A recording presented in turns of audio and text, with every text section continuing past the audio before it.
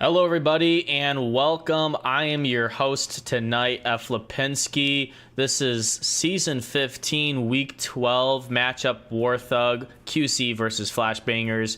Accompanying me tonight is my co-caster, Chumbait, and my analyst, James Boak. So this is a three-caster matchup here. We haven't seen one quite a while for three casters, so it's going to be a fun one. I hope we get quite a few people engaging in the audience tonight. Warthog and QC and Flashbangers just had a match, I think it was last week, and these teams, I think Flashbangers wants revenge. They lost by 1 or 2 points around there.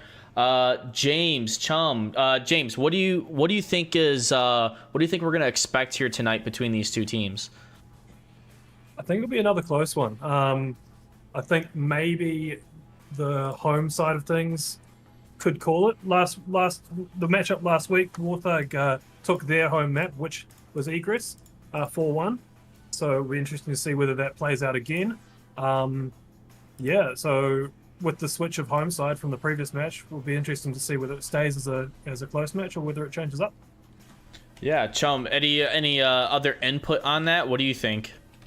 I think Flashbangers, they just have to, stand their ground. They got to thug it out and try to see if Flashbangers do some of Bug it out. the yeah, they gotta hope and pray that Flashbangers do some of their old plays just so Warthog has an advantage. But yeah, I think it's going to be competitive, the fact that they were just matched up against each other a week ago.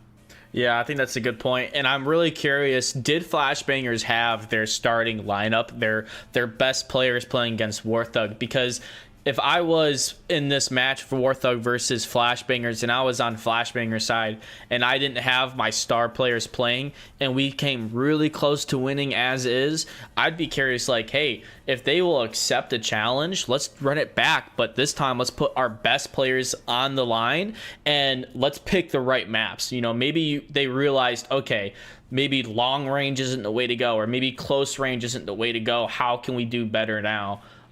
We can see the bans here. Warthog banned Quarantine and Downfall, so they do not, it doesn't seem like they do well on longer range maps, probably a quicker paced team, while Flashbangers banned Subway and Cargo. And so those close quarters, nadeable utility maps, where you've got CQB going on, seems like they struggle a little bit more on that. And so we're going to see kind of who has the strongest strengths and who has the weakest weaknesses between these two maps. You know, who makes the most mistakes, and you know, do we feel like first map being Egress, who do we really think might have the advantage based off of what we're seeing in bans? What do you think, James? This was the map which Warthog picked last week, and they won 4-1. So just based upon that, I would say that Warthog would have the advantage on this. It also plays into that sort of more short-range aspect, which we're just talking about. Interestingly, though, the map that Flashbangers won 4-1 last week was Quarantine, and Warthogs have actually banned that, whereas Flashbangers did not ban this map. So that may come back to bite them a little bit. Yeah, Chum, any other thoughts too? I mean, James makes some good points there, as Warthog did win 4-1 against Flashbangers on Egress. Do you feel like Flashbangers might have a very similar experience on map number 1, or do you think they might change it up a little bit, maybe get a couple more points on them at the very least? Yeah, I mean, I think even in the silver bracket, we're going to see these competitive decisions. Even at this rank, it's really just the smartest way to go about it, to just switch things up, to play 1 or 2 rounds in a confusing way. Maybe they'll I don't know, maybe they'll throw round number 1 and 2 and then try to catch up and, you know, kind of hunker down and play in the ways that they're confident in. I honestly don't know, but yeah, it's going to be interesting to see how they handle Egress. Yeah. On this objective, we actually have that gas station spawn in kind of like the northeast corner of the map for Egress. And so this one primarily uses a little bit more range to kind of take control of the objective, at least from a Marsoc standpoint. So I think starting off, Flashbangers might be able to maybe get a first 1 or 2 points leading off, and then I think after that, depending on where objective goes, especially if it goes inside the hotel or anywhere inside of like that south alley underneath the highway, it might lead a little bit more towards Warthog's advantage, possibly. So I think Flashbangers are really going to have to win these Volk rounds if they want to stay in it, especially since they are away. So if they win every Volk round, they at least win the map, even if it's just by 1 point. Unless Warthog gets a cap, then that kind of changes the tides there a little bit. So do you feel like, Chum, do you think that playing at this gas station objective, being outside where a lot of the surrounding cover is at a distance, is going to give either team an advantage or disadvantage based off of what we've seen in their past matches? I think it's really in the hands of whoever decides to push aggro on Flashbangers on this first defense. If they start off strong and, you know, get that ball rolling in their favor, they can win this Volk map. But, you know, they just kind of have to throw Warthogs off balance. Yeah. And James, do you think Flashbangers should be playing tight on objective here, trying to get an easy or a safe Volk round win? Or do you think the aggression into more deep-rooted, off-objective positions, kind of getting kills from the backs of Warthog, is going to help out? Yeah, it's a hard one to call on this. There's a lot of risk with pushing out, but there can also be a lot of reward. This is an objective where the attacking side can get quite close to the objective whilst maintaining decent cover. There's quite a few avenues, especially in from that west side. And if you do let them get too close, they can cap. So I think you want to try and... The ideal strategy would be to have some push out, ensuring you don't have gaps, but then collapsing at the appropriate time to maintain a tight D. Like, if you can push out and get a couple of picks without losing a couple on defense, that's the ultimate. Because once it gets down to a tight, if it's a 5-on-5 tight, then attacking side might be able to penetrate in and beyond that objective. Whereas if you've narrowed down that attacking side to like 2 or 3 attackers, and even if you only still have 3 or hopefully more defenders, you'll be more likely to control a tight type defense. So I think the first couple of minutes will let us know what type of defense they're going to go for. But yeah, this is a very capable objective, and Flashbangers will be really aware of that. Hopefully they've adjusted from last time they played this. Yeah, and I think that really separates the difference between, silver and gold teams, because playing at a gold division, I feel like a lot more teams do a little bit better at communication and game awareness, knowing when to rotate back to objective, versus kind of having a tunnel vision of, this is where I said I'm going to defend. I have to watch my angle and make sure no one comes past me in this direction. While gold teams, yes, they do that. They stick to the plan while they can, but as their team starts to get picked off, they know when to rotate and protect that objective and prevent those caps, keeping those matches at a closer score versus getting swept off the feet early on. We are starting round number 1 of map 1, and it's gonna be a good one here. All right, just had to make sure. Got that southwest spawn with Penske. I mean, like, from here, I feel like they could do a strong south and maybe a hotel push. Yeah, I mean, it looks like they're kind of going to take that long range cover in the south as 3 players from Warthog are pushing that south alley.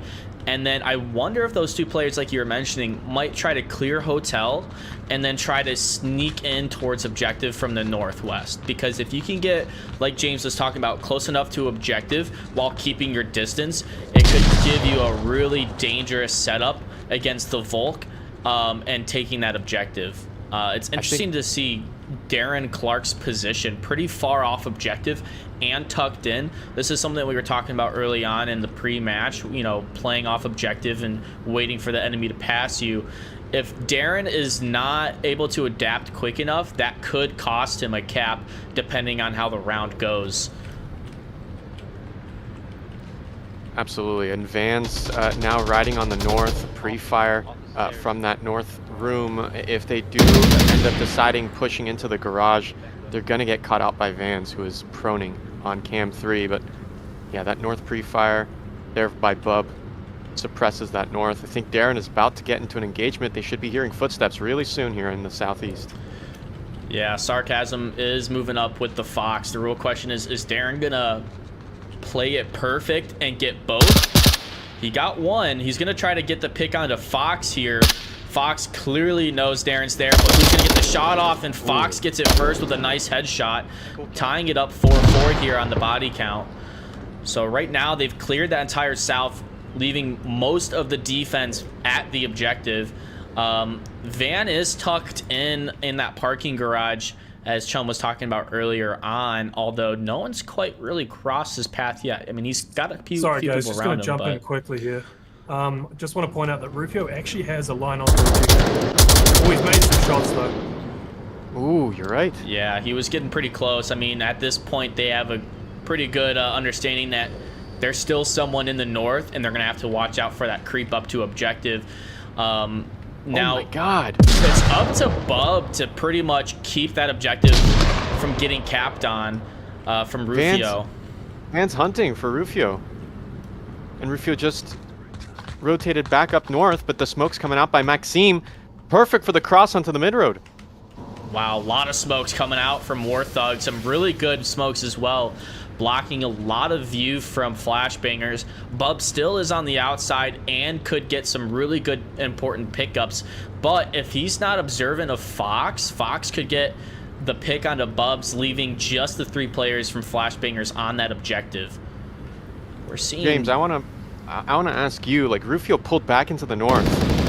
Van's pushed off, picked by Bub onto the south. Mean Machine also going down, but Rufio is pulled back and now is back on OBJ. They hear the AK-12 in the far northeast. I mean, could this be a cap? I feel like Bub has overview. Another one down, Maxime. This could be a cap if Bub does not pay attention to the objective, the cap spot. Wow, I mean, this based off of the match that we saw in the reports, this does not look like Warthog. I mean, it's 4-1 flashbangers, and they are holding this objective extremely well. They're peaking at the right times. They're playing it patient at the same time too, and they're covering all the right angles. Rufio has put himself in a very risky, high risk, somewhat middle reward. I mean, if he gets Bub killed, he could potentially cap it, but he does not know Bub's even there and gets picked off, giving flashbangers the first win. 1 point. Yeah, I'm curious to hear what James has to say about that move by Rufio. They pulled back, calming. They ran back up that north red brick building alleyway, went up the stairs, calling out. Vans inside the garage in the middle. They tried peeking. They heard those footsteps receding. Vans rotated back closer to OBJ. Rufio went eastbound back to OBJ. What was that? Break that down. What was the thinking, or what do you think was the thinking behind those plays, that movement? Personally, I think it would have been better to have a bit more confidence. He actually had a really good power position right near the objective. At the point where he was on camera 2 here, he actually had a clear line into the objective. It's hard to know that, but you've got to suspect that the only position really watching this approach is going to be somewhere in the rock garden. If he could approach in whilst looking at the rock garden, you can get a clear cap on that corner. Right. So a bit of boldness there, not throwing that grenade and not taking those shots, could have flipped the round around and made it a 2-0 start for Warthog there. In terms of the rotations back and stuff, they make sense for trying to clear through rock garden a little bit. Once you know that rock garden is not watching the north, then as you come in, that's what you should really be ready for as you start to approach the objective. It's really one of the only places defenders can be to watch this outside. They took out one on the outside in the southeast. There's probably one out in the northeast, and the rest are near objective. There were definitely some holes there, some chance there for Warthog to take advantage. Yeah, I feel like the hopping into round 2, I feel like when Fox was at the position where he did die, he did have an M203 smoke on him, and that could have been vital to keeping 3 players from his team alive when they're approaching that objective. But just poor timing there and not expecting Bub in that north. I think that's where the call outs must have been misleading, because Rufio knew someone was in the north. Not too sure if that's what they were consistently calling out, but Fox kind of seemed caught off guard when he got killed by Bub in the north there. What we do see is a pretty aggressive north push up in that brick building. Rufio kind of tucking in the north, gonna try to do some aggressive defense, locking down the approach. We'll see if flashbangers are expecting it. I have to assume they are, since they're kind of crouch walking around these corners here. Although Darren just kind of ran in there, giving away at least their position. We'll see if Rufio can can play it right, use some utility, flash him, and get at least one pick while keeping himself alive. If it's a trade, it's not the end of the world for Warthog. They can still recover from that north aggression, but as I say that, you know, losing Sarcasm at those rock walls is going to hurt Warthog on that north, because that is definitely a very important position to hold for this objective. And if you lose that position up there in that north, it really opens up the south, and it opens up that cap opportunity outside a gas station. Lipinski, on Cam 3, Bub is taking Garage. Warthog is just giving that away, and I feel like it's a great jumping off point, especially with Sarcasm down in the north. That Rock Garden, as you said, James, I feel like it had great overview onto the objective, and now it's all left up to Rufio to shut down that north. Is there any other way that Warthog could prevent this 4-player push in the north, James? Yeah, it's going to come down to what Rufio does to slow them down, and then what Fox and Maxime do. Losing Sarcasm in the north was pretty bad blow, to be honest. Needed to just sit back and watch the objective. Wait until maybe hearing a call out from Rufio that someone's coming up on them, which is now occurring. But yeah, this is really the telling point, and oh no, that should be the round. And yeah, wow. Another killer kill for Flashbangers, really showing their dominance on this map and objective right now. They've killed probably two of the most important players in the defensive spots for Warthog. I mean, essentially the entire outside objective can be capped on. You can cap from outside with just one smoke, and it causes everyone on their defense to push out, run in the open, and you know, it's like opening a hen house. All the hens just running out with their heads cut off. Fox Essentially, might be pushing out. Siri, oh, but he wins it with the headshot. Look at Meme Machine crashing. Lipinski, look, Bub is really close to gas station. He might be able to call everybody out. yeah, I mean, oh, and the team kill, another devastating move from Warthog. Wow. I mean, that, you gotta watch your tablet when you're on objective, and you have to call out, you're rotating back. What an amazing C4 play by Fox. Does down Tenant, but I don't think it's gonna be able to get the confirm, especially with Bub where he's at. But oh my gosh, Bub's got gun on the ground, tablet out. He's gonna try to sneak up and get the cap. He really needs his team to be very supportive here with the pre-fire. I think zero smoke is the way to go. Any smoke, and it ruins that cap opportunity, especially for where Bub is at. And what he did was something pretty risky, but really smart. He put the gun down early and pulled the tablet out from a distance. That way, when he pulls it out near objective, nobody can hear that tablet pull. So this is definitely, I think we're going to see a cap here, guys. I don't know about you. Yeah, I love this so much. James, tell me if I'm wrong, but I think this is what makes Onward so special. The near telepathic play, but look, Fox. You might be pushing, but it's too late. Oh, that's it. What a I didn't know you could cap from that angle. Oh yeah, that's exactly what I'm talking about. That's James. That's the cap I was worried about from Rufio round one, and the cap which Rufio could have done round one, he was open to do. They didn't have it defended. Right. The main problem there from Warthog is they lost their outside defenders. Losing Sarcasm in the northeast, and then Meme Machine on the rotation back getting team killed was very brutal. If they had those outside defenders just watching for that cap, Rufio's position I think was a little bit too pushed out defensively. It was a very individualistic position. I think he could have played more as part of the team near the objective. I didn't mind them giving the garage away. I can understand that a little bit, but you need to make sure that if you're giving it away, you're covering the approaches from it appropriately, which didn't occur. Fox actually got a little bit lucky on objective, getting very peaky initially and getting that one kill. But then, just not checking that cap enough. You know stuff hasn't happened for a while, you're in on the objective, you need to know where the cap radius is.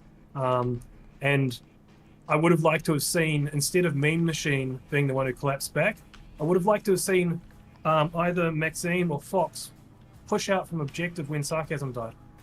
Push out when Sarcasm died. You knew at that point that they didn't have control right near objective, so there was ability to adjust the defense. You know where you've lost your cover, especially once Rufio died. that's when you really should be thinking about, hey, we need someone outside to watch this cap spot. Push someone out to these 2-car sort of regions on camera too. Anyways, yeah, that would be my adjustment. Yeah, and honestly, like you said, James, it wasn't too important to cover that parking garage, but Rufio would have been that person to watch that alley.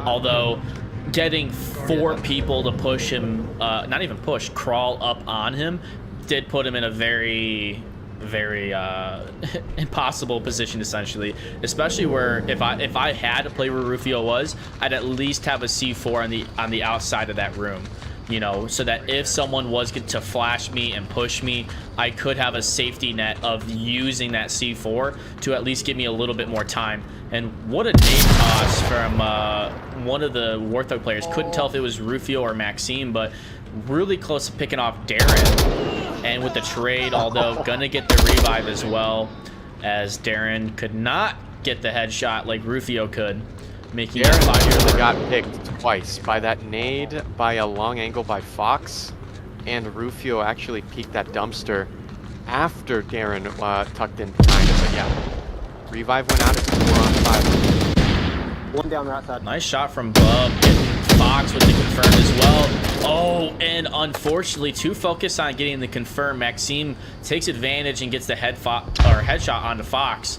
Vans is going to try to push out a little bit with some utility. Wasn't able to get anyone, but with a double kill, picking off 2 players from Warthog, making it a 3v2 all of a sudden. All up to Maxime and Sarcasm. Sarcasm is going for the wide rotate, but Siri doing a smart move by rotating back towards objective now that they are losing a couple of numbers, and realizing it's not about just the win but protecting the objective from a cap, because you're at a 3-0 advantage here. It really sucked to go 3-2 by losing this round to a cap, and I'm sure that flashbangers are going to do everything they can to prevent that from happening. I mean, James, Maxime is just ever so close to Vans, but can you break us down while we have a lull in the match? How did that Warthog play just fall apart? They had a numbers advantage.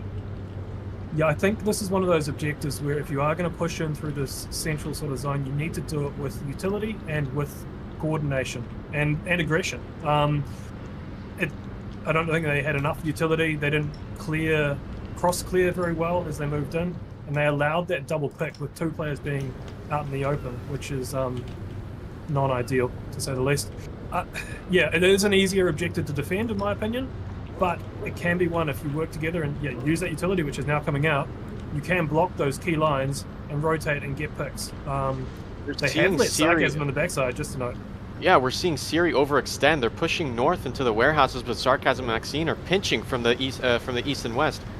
What can Siri clutch this? If look at Tenet, they're just I don't feet think away. Tenants is going to notice Sarcasm here. I mean, at the very least, if Sarcasm does take it a little bit slow after picking off Tenant, Siri may have enough time to rotate and get the flank on Sarcasm, but it kind of has to go and be lucky for Siri here. Otherwise, it could cause a cap if Sarcasm plays their cards right.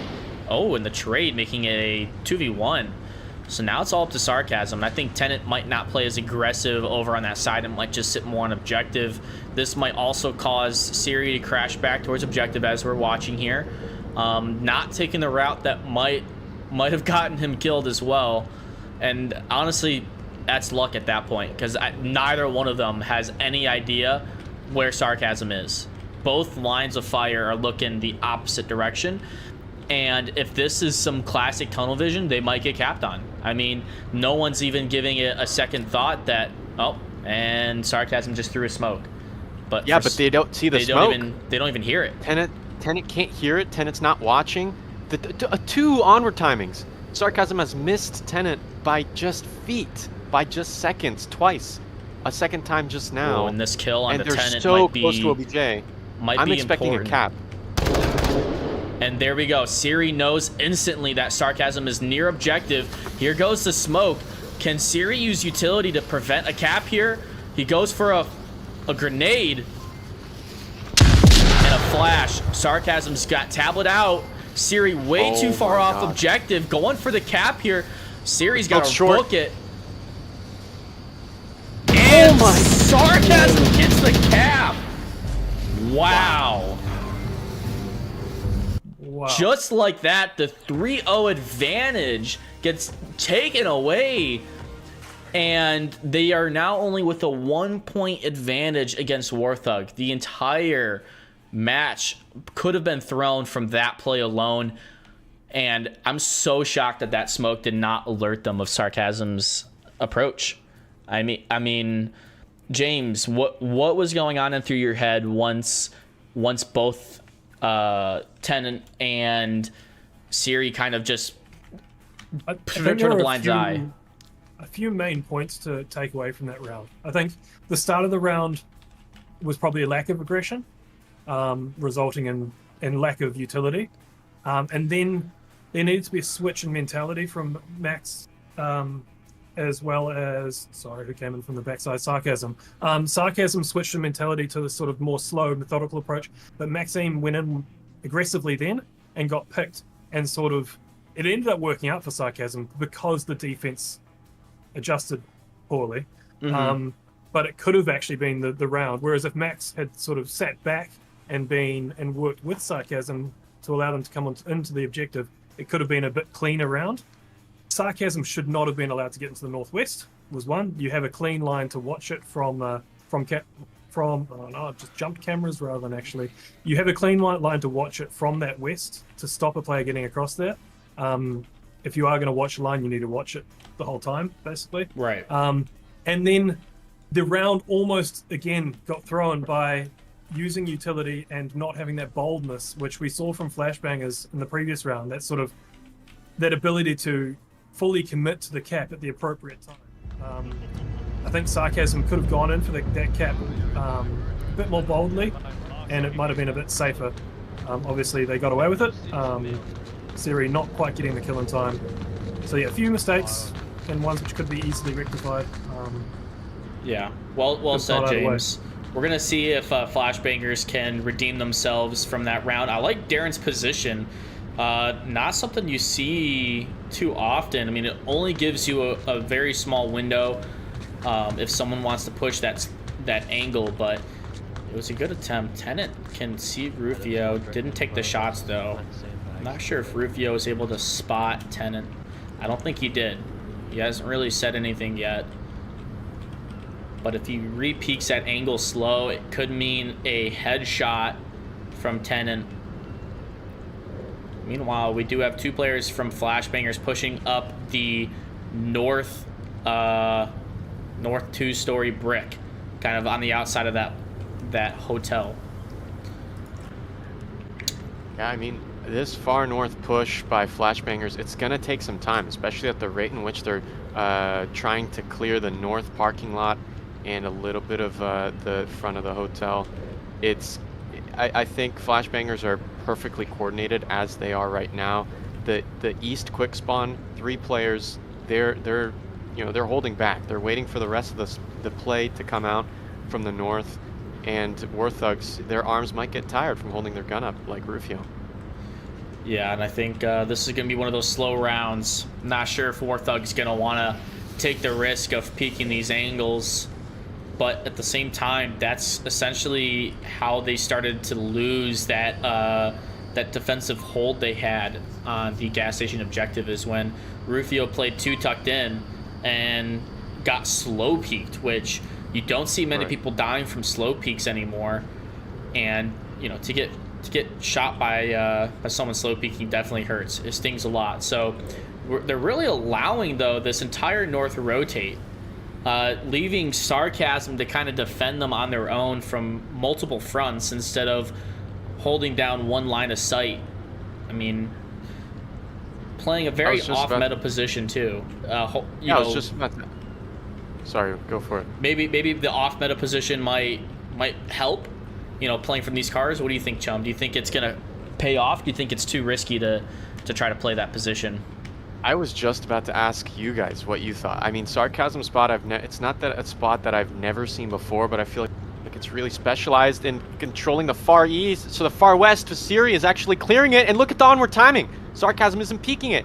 Siri's just sitting out in the middle of that opening. Give Are you it seeing 3 this? seconds, and then Sarcasm's going to rotate. Here it goes. Oh, Siri sees him first.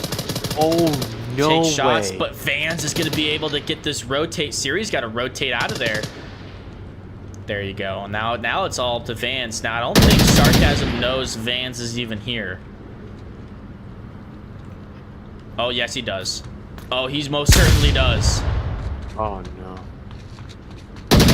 Wow, There great you play go. from Sarcasm. I didn't think Sarcasm knew Vans was there.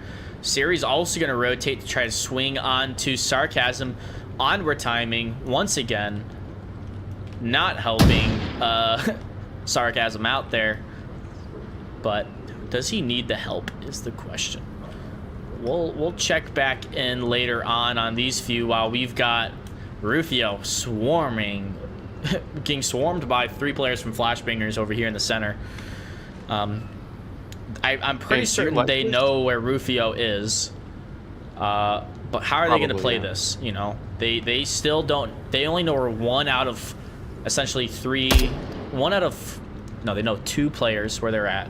1 near objective, 1 where Sarcasm is, but they don't know where the other 3 are, and that's what's kind of making them hesitant here. I think Rufio might be able to get a pick here onto Darren, which would be unfortunate because Darren has not gotten a break so far this map. But Rufio's not peeking. Rufio's really holding their angle, and he's got to be careful. If he sneaks his body too far back to this wall, it could lead to him peeking his body out, clipping.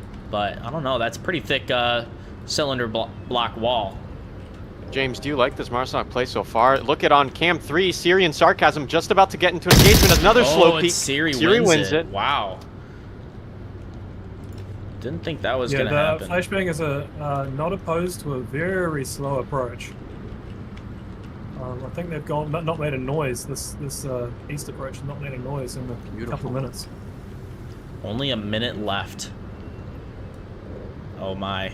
Tenant's really going to get Rufio here with the headshot, Wow. leaving it a 4v3. Not impossible for Warthog to hold as there's only 45 seconds left. Maxim does get Darren. Once again, Darren not getting a break on this map. Making it 3-3 here, tied up. Siri's going to get shot from his back here by Mean Machine. Down goes Siri. 2-3 here. 25 seconds left. Bub's going to have to stand up. No more proning. He's going to have to push this objective. I think they're a little too late. Tell me if I'm wrong, but this Flashbangers push was just running them just a little too long. A headshot, a second one, and Bub shot in the back as well. Wow. 3-3. 3-3. Can you believe it? Flashbangers just choked on this map. All it took was 1 objective, and they are now tied up 3-3, leaving it down to a already match point on the map, and we're not even on round 6 yet. Like, what? Where do you think Flashbangers needs to improve if they want to save this map for themselves? I think it's about. Well, obviously they just got to defend on this particular map, but maybe on future maps on their attack, it looks like they've got very planned and slow, methodical attacks, which can be really good. But I think that they need to mix that in with aggression at the appropriate times and use of utility. Mm-hmm. So rather than having to manually clear every single spot, maybe use some utility to bound over certain zones, so you don't have to clear every spot at that sort of pace they were doing, because that ended up being their downfall.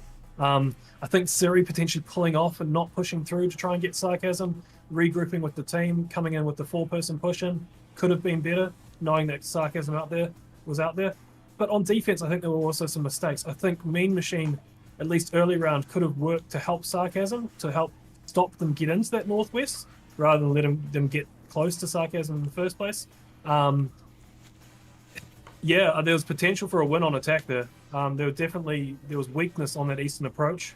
If some sight lines had been blocked with smoke, if some flashes had been used to clear certain pockets, if they hadn't taken so much time clearing spots which didn't matter, so they actually had time to clear the spots which did, that could have been a different round.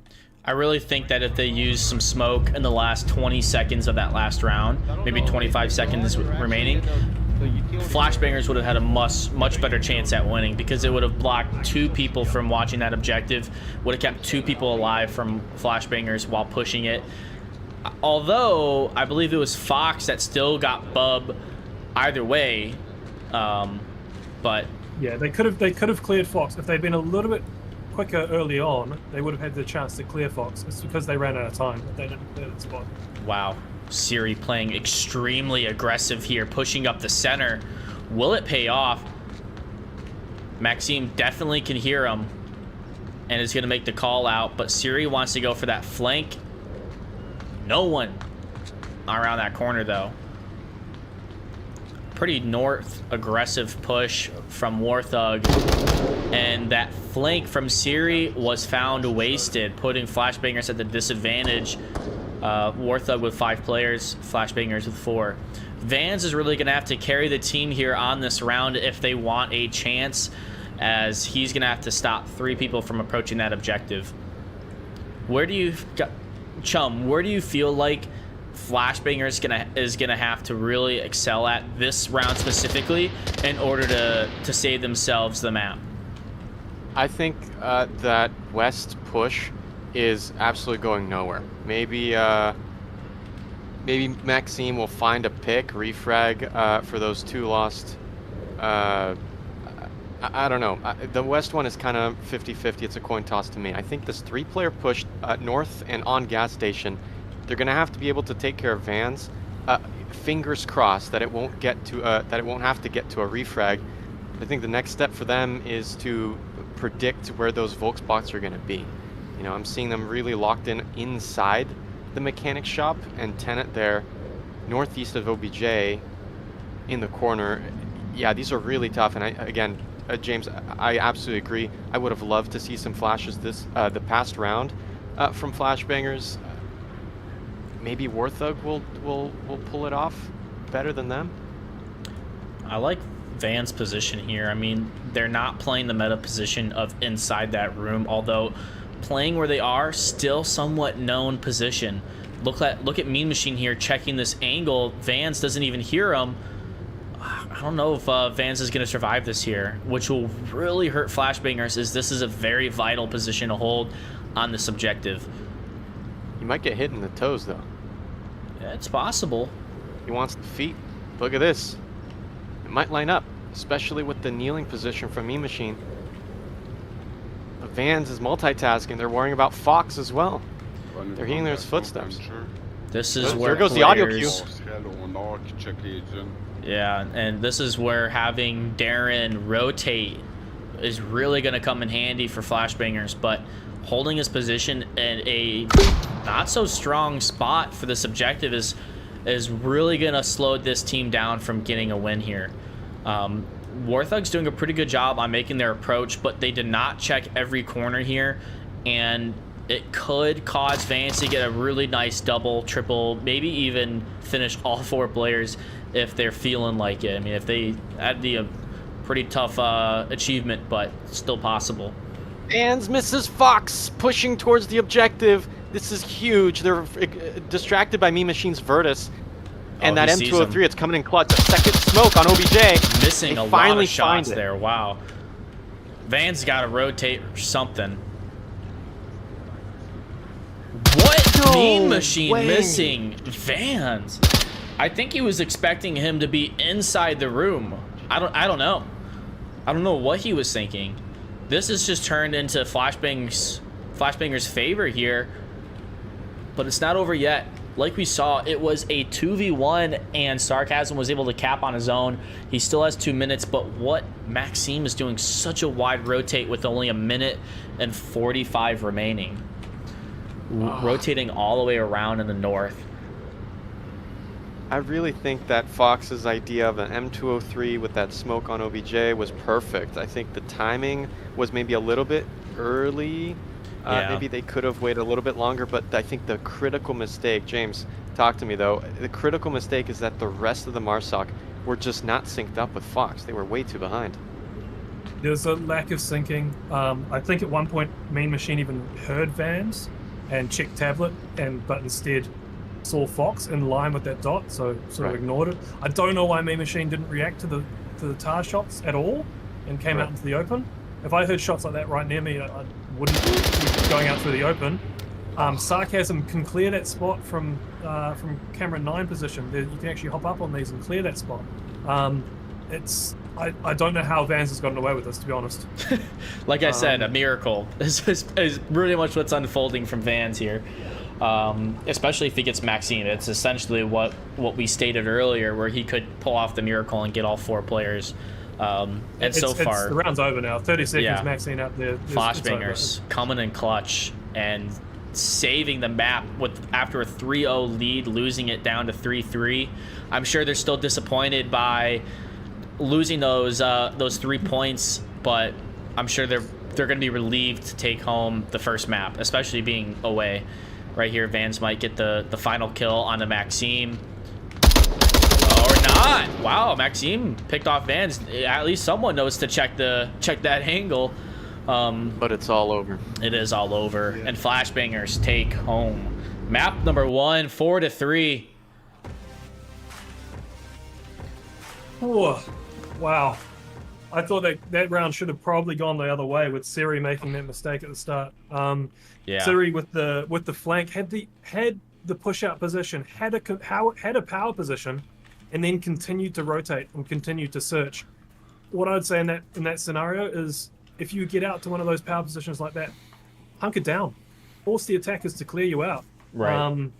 Don't just give them the free kill, because you've done all the hard work. But then, just not dealing with Vans, and then end of the round, you want to at least be in a position where you have a chance to win the round by pushing in.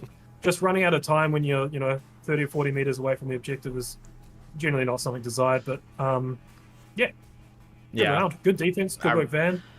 I really think that rotate in the north was not worth it. I mean, by the time they got to their position that they wanted to make it to, there was about 1 minute and 12 seconds left, and it wasn't until 8 seconds that they actually crossed that street. So for a minute, they really didn't do much as well. They just kind of looked around, and you can't do that. I mean, if the kill count is 1 person and you've got 1 minute left, you can't just stare at that objective and hope that 4 people just expose themselves in the last 60 seconds.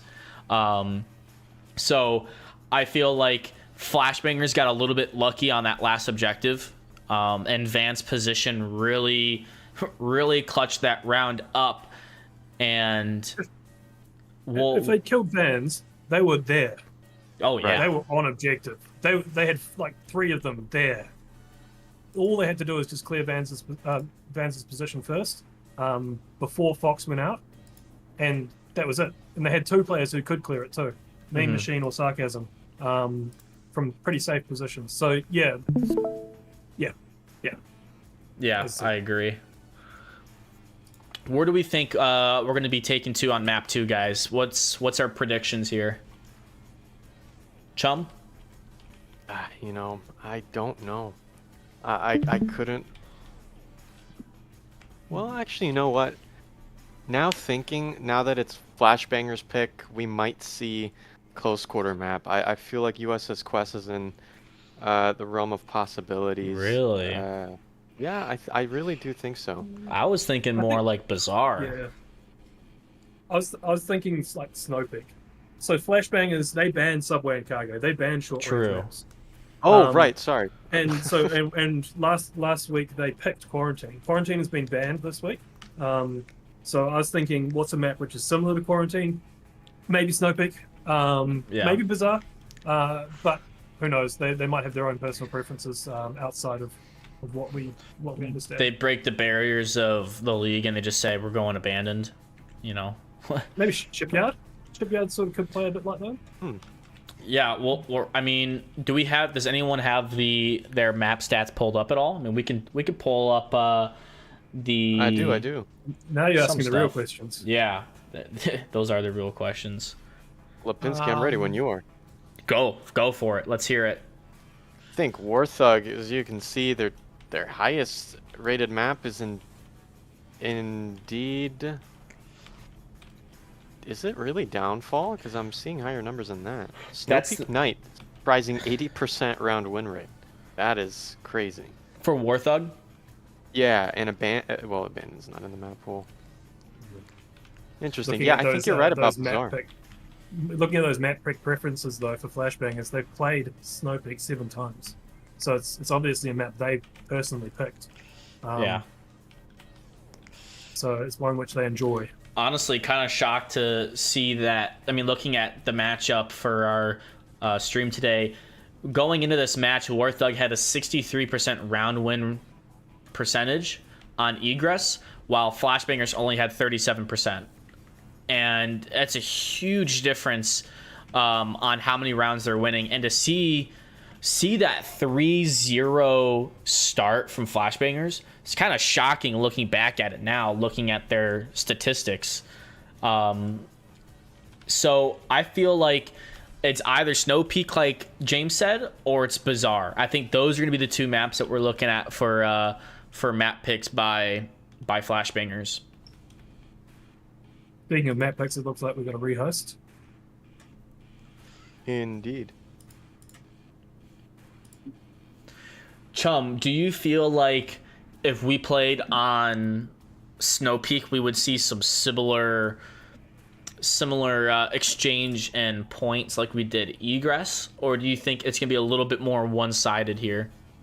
I think it's going to be different. Flashbangers, they definitely have in their tool belt. Obviously, we saw Darren Clark play. I've casted them before. Darren is a notable sniper, even though in the silver bracket, I think on Snow Peak, on a map like Snow Peak, where they found some decent success, they're going to play around, secret weapons like that. I don't know about Warthog. Okay. What about you, James? Do you feel like it's going to be a pretty one-sided map, or do you think it's going to be close if we see Snow Peak?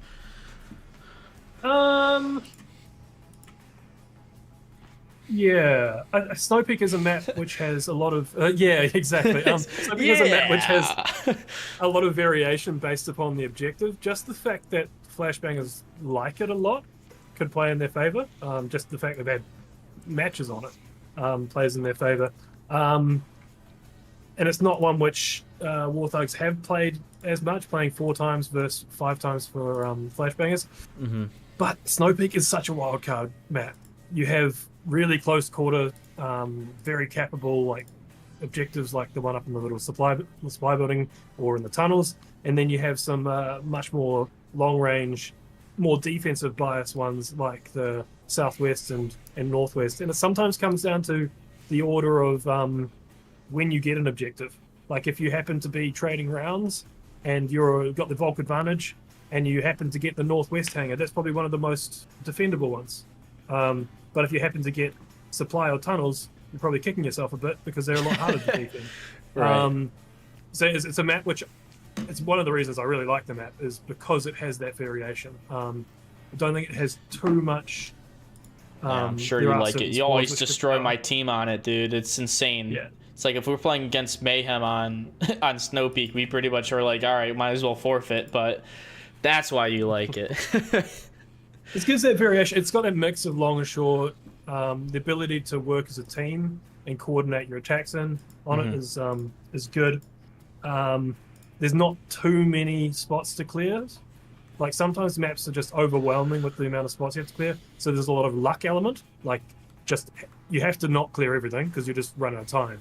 So do you get lucky and happen to clear the spot where someone is? Right. So yeah, I think it's got a good balance. It's a map I like. I mean, it's like I want to say Snow Peak's a smart move, but I just have a small feeling that it's going to be Bizarre. I mean, at least that's what I would do if I was Flashbangers. I mean, looking at Warthog, they've played Downfall, they play Quarantine, they do well. You know, those are long range maps. Flashbangers, they play Snow Peak, they play Quarantine, they play Downfall. They're long range maps and they do well. So both teams do pretty well on long range maps, but Bizarre is not a map that Warthog has really in their arsenal, and Flashbangers does. So it would make sense that Flashbangers would not just go with one of their strengths, but a map that is also one of Warthog's weaknesses. I mean, I feel like if you put Snow Peak in there, it's still one of those long-range maps like Downfall and Quarantine. And yes, Flashbangers beat them on Quarantine, but we're still talking about range here. And it would make sense to see Flashbangers pick Bazaar, and then, I mean, watch they pick neither Bazaar or Snow Peak. They're gonna pick a map like Tanker or something. We're gonna be looking like chumps here, but we'll see. Chum, what are your thoughts on do you really think it's Snow Peak, or do you think it's Bazaar, or do you think it's neither one and it's something completely different? I don't know. I just wish that the dang lobby would open. Oh, it is Shipyard. Interesting. Wow. It's All right. Shipyard, guys.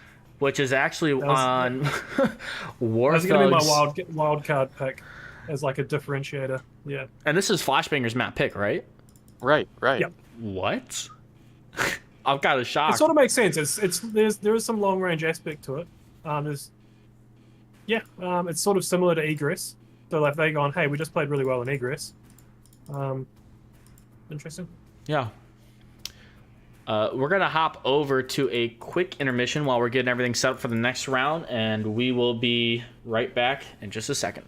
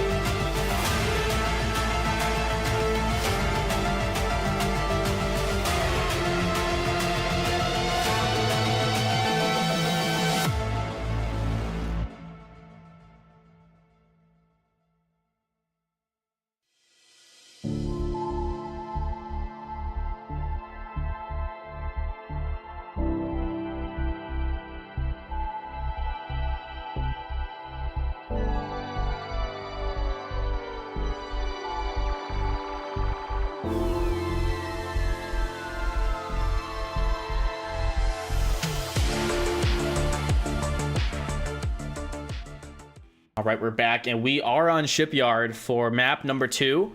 It was a pretty close first map for those who are just now joining us, 4-3. Flashbangers did have a pretty strong early lead with 3-0, having a cap after the first round, taking the win on Volk. So we're going to see if they can get an early lead here on their map pick for Shipyard. Although based off of some map statistics and round percent wins, it looks like it's a War Thug map instead of a Flashbangers map. It's going to be the far west objective, or far east objective, inside that little building that's got the rooftop access. And Shipyard has had a change, and it's a pretty decent one. You can now go in a tunnel under the map all the way in the east and come up from a flank. So we're going to see if anyone tries to take advantage of that. But round number 1, War Thugs got the ship spawn here, which is, I would argue it's called quick spawn.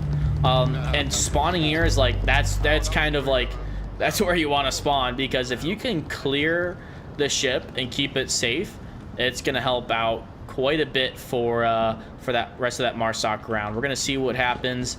Chum, what do you think we're gonna notice for this round starting off? I see we do have Darren pushing pretty aggressively.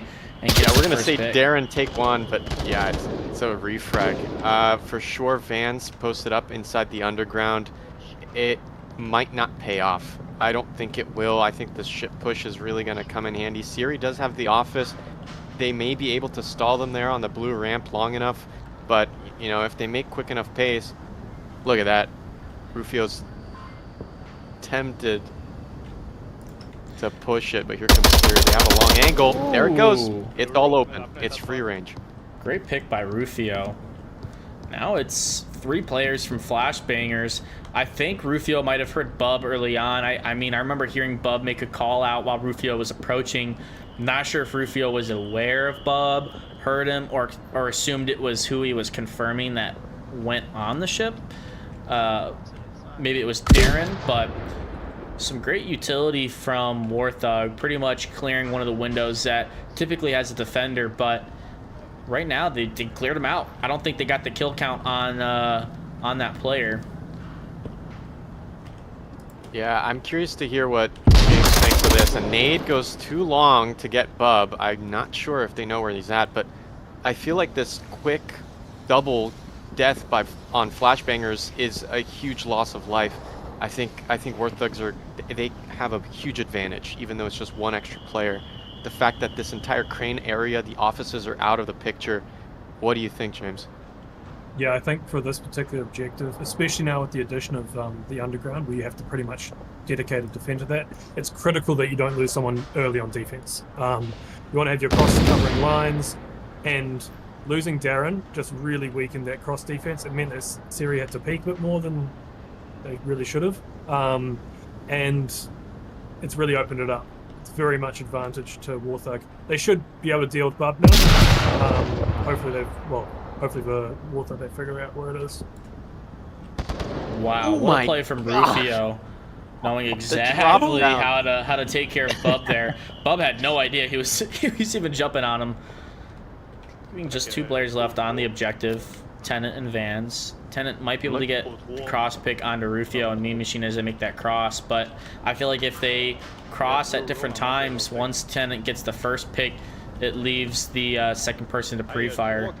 And wow, what perfect smoke onto Tenant. It's gonna allow everyone to get around that objective.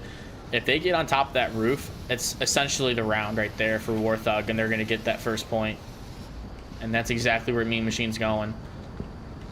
Vans is peeled off from the underground, realizing the urgency of defending the objective. They do hear Rufio there on the backside. Mean Machine now on the top floor. Tenant is just moments away from getting picked. Despite that smoke, it might not be enough. I feel like Sarcasm's a little bit too far behind as well, where Mean Machine and Rufio is. And a great pick by Tenant, but Tenant still has no idea about Mean Machine, but is he going to spot him? No! He does! What a double play by Tenant, leaving just Sarcasm. That's exactly what I'm saying. Sarcasm's too far behind, still weary of whoever was in this blue room. I think it was Siri and this has turned in Flashbanger's favor here. What a disappointment. That Marsoc push was looking so promising. Vans didn't even have to do anything. Tenant with the quick double kill on the roof and the eastern doorway. James, I think I don't think Warthog are showing a really good sense of, number one, audio cues as we saw on the blue ramp, but also second of all, a sense of urgency that, I don't know, that flickiness. They were just roaming around on the top floor, easy pickings for Tenant. It's a weird mix of urgency at the wrong time and then not at others. Like, they did such good work at the start, and they had power control. They didn't need the person pushing in through the doorway yet. The person on top could have done a bit more clearing. They could have waited for Sarcasm to clear more. They had so much time remaining. And then there should have been utility. Lots of utility. And then with the person getting picked coming through the doorway, Mean Machine didn't need to get that running around sort of fully exposed peaky on the roof. Just could have methodically cleared. There's only a certain number of spots which could have killed that doorway. Methodically clear, get your pick, use your utility, wait for Sarcasm, go in as a team. And now Sarcasm has no information about where the spots are. And Tenant and Vans know exactly where he's coming from too, as they can hear him sprinting in the back. I feel like if Sarcasm was at the main entrance, right where the semi-truck is and the smokes are at, if he was there while everyone else on his team was still alive above the objective in the back, he'd have a much better chance. Luckily, he has a good smoke to kind of get himself on objective. But Tenant with the pre-fire, getting himself a nice triple on the round, giving Flashbangers 1 point up. What a save on that map for Flashbangers. I mean, it was a consistent Warthog climb on advantage up until the final minute on that round, where two players made two crucial mistakes on the objective, giving Flashbangers the final advantage and essentially final win. I mean, where it's a 2v1 and having Vans and Tenant where they were, it'd be hard, even no matter who you are, to really save that Marsoc round, unless you got lucky. I mean, Sarcasm had the right idea with those smokes, but you really got to play a little bit more methodical. If I was Sarcasm, I would do that, but from the rooftop. I mean, the roof is the way to go. Easier to get the kill, harder for them to shoot you as well, and you can peek from multiple angles and rotate around the roof much safer as well than the other way around. For this next round with Flashbangers on Marsoc, are we gonna possibly see another slow, methodical round from Flashbangers, or do we think they learned their lesson back on Egress, where they took too long and they ran out of time? I think it's their style to go that slow and methodical. So I expect that to do that. They did plan out their attacks pretty well on Egress. Like, they had what looked like a plan, at least. So I imagine with this being their map pick, they may have more thought out plans, and so maybe it'll go a bit smoother for them. Yeah, they do have the far spawn though on this objective, so they're not gonna get that ship cleared as easily as Warthog had last round. Now, if Warthog plays tucked in like they have been on Volk and they don't put anyone on the ship, I feel like that's a pretty huge mistake that they might cough themselves up. It looks like Mean Machine might be pushing up onto the ship, and he is. So at least on the bright side, they've got one person from Warthog on the ship here. I don't think it's out of this world to think that Flashbangers might be pushing one underground from the mid ramp. Actually, yeah, look, Tenant and Siri, the Wombo combo slowly making their way through the pipes, through the underground hallways. I think this is going to be take two of what we saw on Egress, that slow, methodical push from the north on that underpass OBJ. Now they're going to try the same, the same theorem and apply it here on Shipyard. They're actually going to be probably the first team on cast to attempt the first flank on the east objective here. A couple shots ringing out onto Darren, but not quite connecting from, I think it was Sarcasm. We do have Bub creeping up though on this ship. He has a good idea of where Mean Machine is as he's watching the right angles, but will he be able to execute that kill, or will Mean Machine be able to keep that position on lockdown and keep the ship safe? Now, is there anyone on objective that's really watching that? It looks like Fox is kind of watching that doorway. And they do have 2 people on the rooftop that can easily rotate in case someone does flank from underneath. I feel like this is kind of the smart move to play here, having 2 people above the objective, 1 below, and then 2 off objective as well. I think Mean Machine might not be in the best position, but it could be worse. He could at least get maybe 1 or 2 kills where he's at, and it is going to force Flashbangers to kill him before they can move up on the objective as well. James, do we feel like War Thug's going to have a pretty easy time on holding this objective based off their positions, or do you feel like it might be actually a weak defense based off of where they're at? I think there are definitely weaknesses to this defense. First of all, they spotted and shot at Mean Machine when they went up there, so they know that there is a player in that region. And if they'd gotten a bit more lucky, they would have got a free kill there, and that really would have weakened the defense for this boat push in. Dealing with those roof players is going to be key, so if they can get control of Mean Machine's position, they can potentially clear Maxime. It's just going to come down to where the attack comes from, and I think Flashbangers have chosen a direction which is actually going to work out for War Thug really well. Siri and Tenant are going to come up against Fox to start with. Oh. Maybe if they use utility. Great pickup from Rufio onto Darren. They're going in individualistically, yeah. I think you're absolutely right, James. I feel like Bub is not pulling their weight. They are not actually, suppressing. Oh, Vans goes down as well. The double on the mid gets taken out by Blue Room. Bub just sleeping on duty, and they do see that rotation by Rufio, but it's too late. It's a 3-on-5, and this this flank, that secret push. Oh, could have been a triple, but they get that down. Rufio's still able to call out. I think this secret push from the underground may go in vain. Yeah, I'm not sure if this is really going to help out. I mean, in theory, if they only had 1 person at the objective building, it could work. But having 3 people able to crash within 2 seconds, less than, is going to make it near impossible for Siri and Tenant to cap, unless they have a lot of smoke on that objective and Maxime and Sarcasm can't clear it when they're going for the cap. Maxime dropping off there could be a mistake. Yeah, you're right. They're actually going to rotate for the revive. If Maxime can rotate back to their initial position after they get this revive, it might help. But Bub isn't doing it. Bub isn't doing it. They're letting themselves get... Is Maxime going to go back up the stairs, though? No. Surely not up the ramp. So Maxime won't take control of the roof again, which I think is going to weaken that defense. I think Fox heard some footsteps because they started peeking the east doorway here on Cam 3. Siri and Tenant beginning to make it up the final ramps into the OBJ building. I don't speak French or Canadian French, but I don't either. I don't know, maybe they have been notified, maybe Sarcasm knows, but Fox peeking that east doorway was eerie because they are just so close. Ooh, almost a team kill from Fox. I feel like he was just about to shoot Maxime.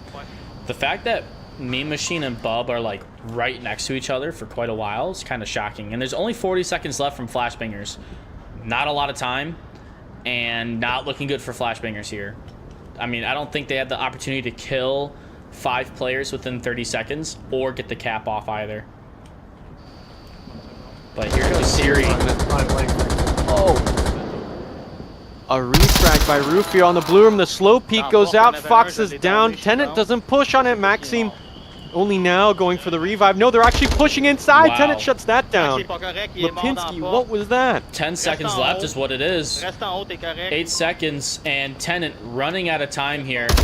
Does get Fox. 3 seconds, 2 seconds, not enough time for Flashbangers. War Thug get the round, and honestly just taking way too long from Flashbangers. We were talking about it earlier, if they were going to fall into their old habit from Egress, which is just play too slow and run out of time, and they did again.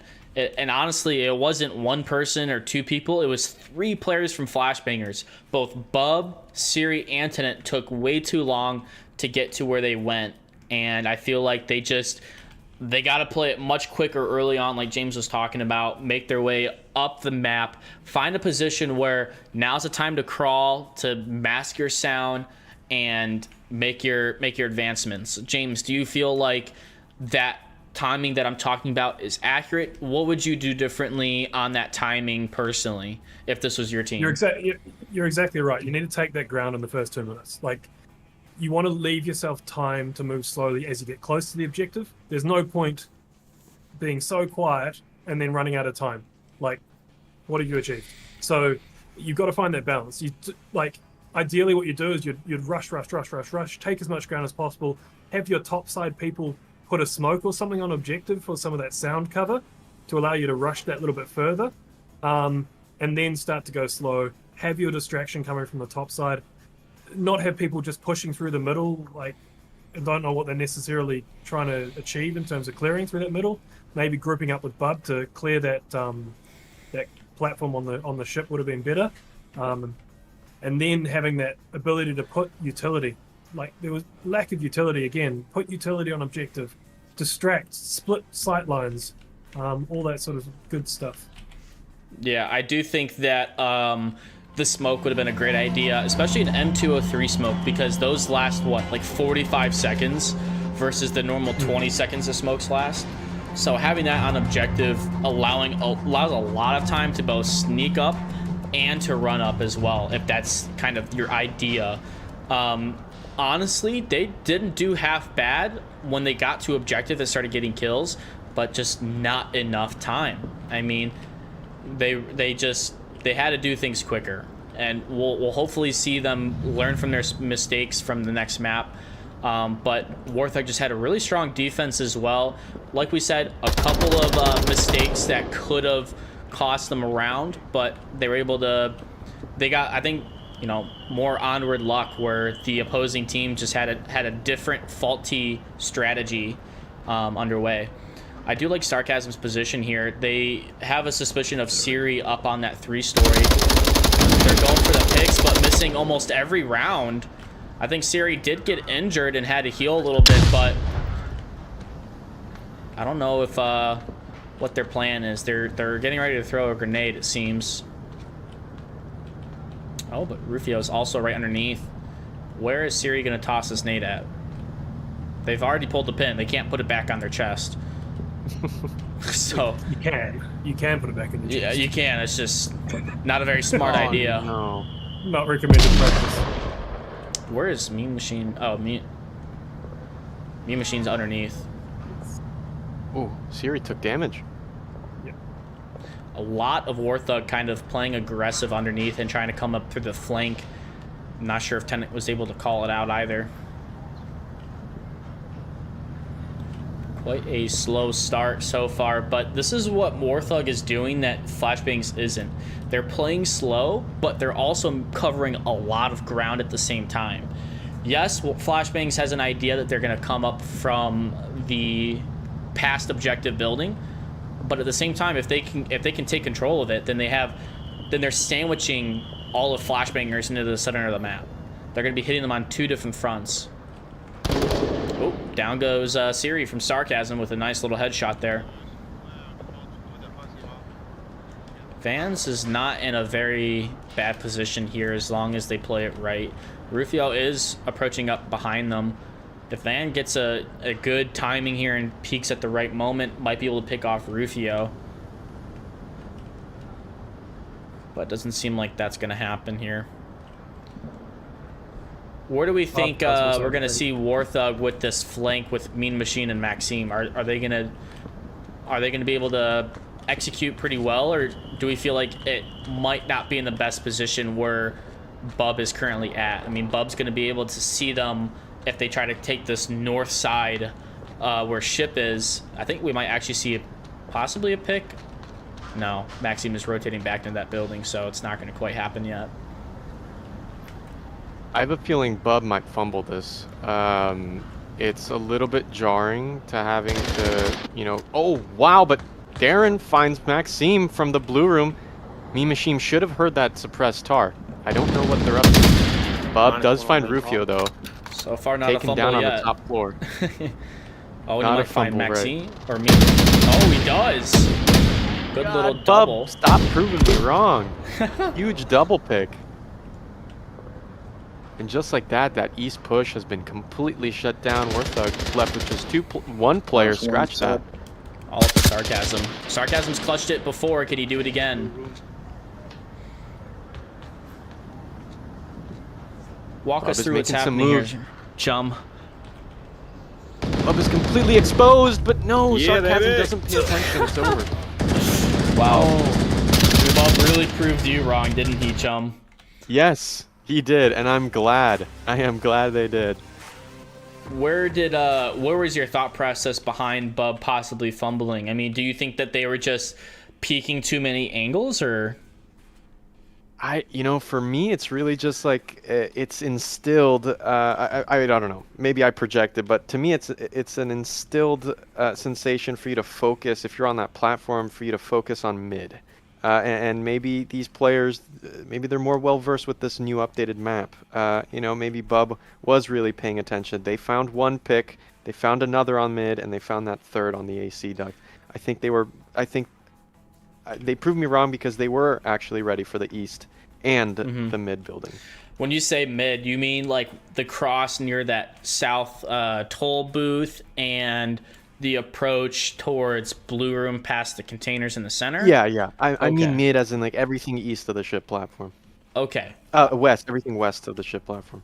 Gotcha. Yeah, I agree with you there. I mean, Warthog had the good idea. They were in some really good positions, but I feel like the lack of aggression from those at the center building, the 3-story building, was really putting the people on that flank in a bad position because it put a lot of attention on where they were at. And I mean, you got to split those eyes both ways if you're in those kind of positions, keeping people looking on both sides. And then utility. Once you're in that east, try to use utility to get to that objective or into that blue room. I mean, into the blue room in the south would have been a strong play to push into if they could clear it. We're gonna hop into round number 4 here on map 2, Shipyard, one of the custom maps that we have added into the map pool this season. We're gonna see if Flashbangers can possibly get a cap as this is match point here. And series point as well for Flashbangers.